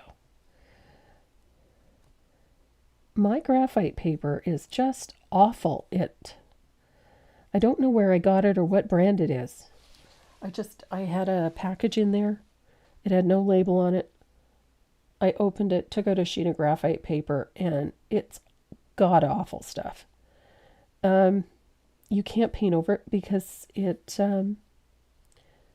think there's wax in it. Can't paint over it because it scares like anything with water on it, it just beads up. That's not too bad. Anywho, there we go. I just wanted to fix that because that was going to drive me insane. Okay. So I'm going to dry that really well. We're going to quickly put a float at the bottom of the letter and a simple highlight. Hello. Maze is trying to get in through the cat door. You can start setting up the wheel. We're almost done.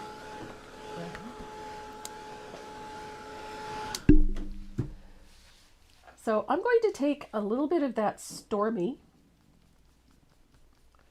and we're going to float the bottom of the letters like so. And I like to work it up about a third of the way. You need a nap there, son? Yeah. Do you need a nap? I heard you yawn. That's why I'm asking. Maze is upstairs. Yeah. She got her head through the cat door again.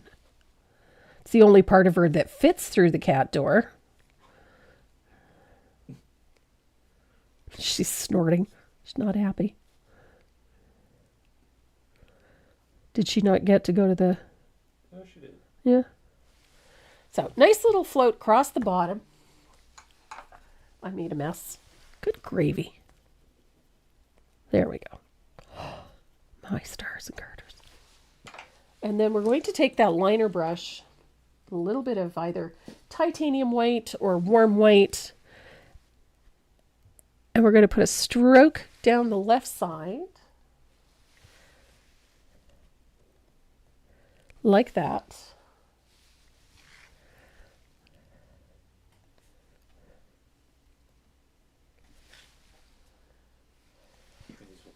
No, Maze is not a destructive puppy. No, she's good as gold.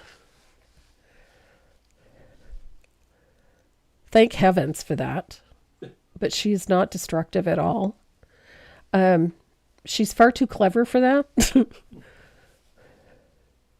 When I say clever, she will find another way to get your attention. You know, like stealing your socks and then coming to show you that she stole your socks. Yeah. And dare you to take them from her.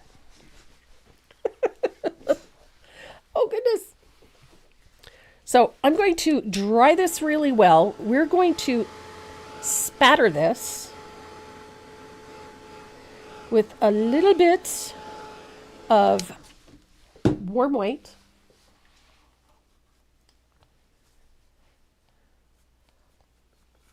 I like the warm white. It's So we're going to spatter a little. Oh, jeez, Louise. Wasn't thin enough. Taz didn't come say hi. Oh, yeah, she's been down. Yep. So was Ari. So a spatter of warm white. You can do as much of this or as little of this as you like. That's entirely up to you. So a little bit of warm white. Dun, dun, dun, dun, dun. Oh my goodness, my tummy is rumbling. And I rinse out my brush, and then we're going to do it again, this time with a little bit of asphaltum.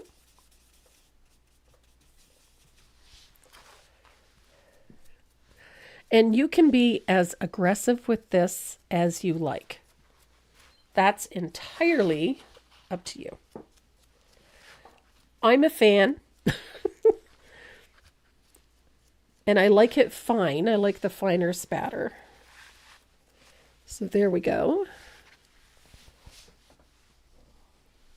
And if you want, you can use a little bit of lamp black.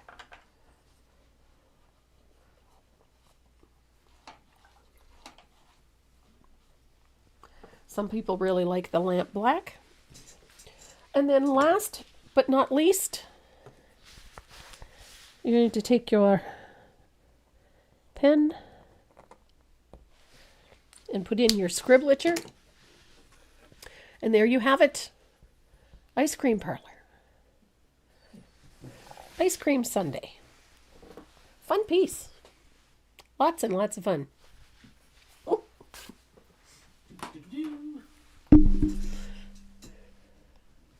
See if I got it to work. Ah. Not today. What? Did it not work? What didn't work? Uh-oh, that's there. Okay. You got it.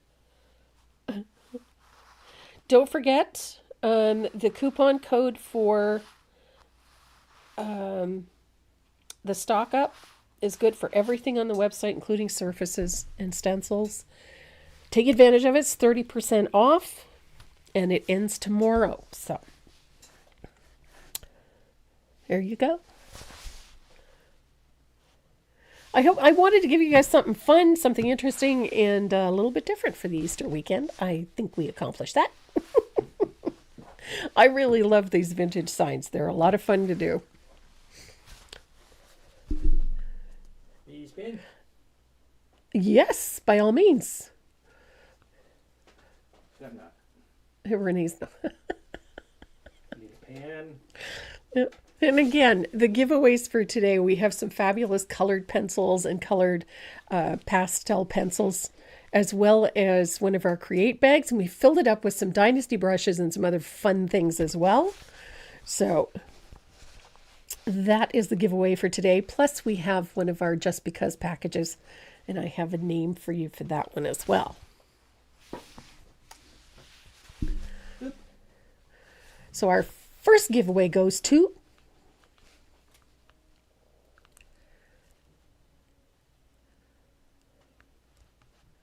Darlene Cartman.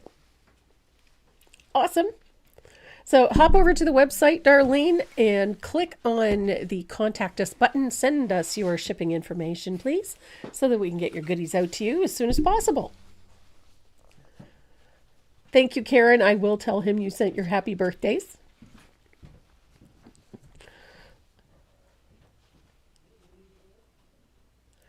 Debbie's body is crossed.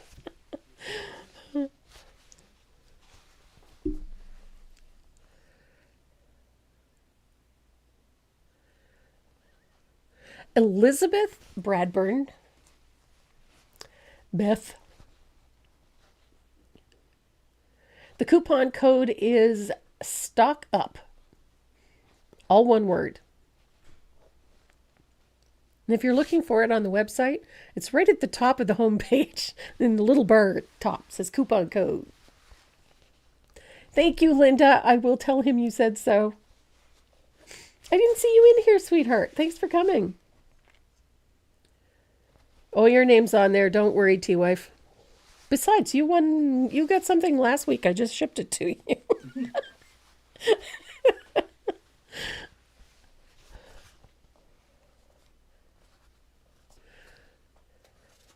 Number 3.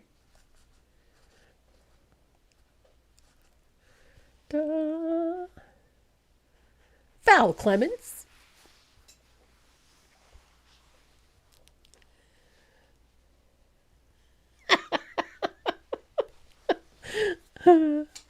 Thank you, Kelly. I will pass that on to him. Thank you. So those are our giveaways for today, but as I told you earlier, I do have a just because. And it's because with double B-double-E, because. And the reason I do those just because bags is whenever I see somebody online or in the Facebook groups or on the various Facebook pages that is supportive of their painters, encouraging, etc., those things need to be rewarded too. And this week, that little reward goes to Debbie Buckman Easton. So, Debbie, I have your shipping information, so not to worry, but your little Just Because package will be going out to you this week. And thank you for continuing to support and elevate and encourage your fellow painters. It goes a long, long way. Awesome. And who did I miss today? It always bothers me when I miss somebody. Lori Fife, hello. I missed her earlier. And Donna Baker. Debbie Buckman Easton.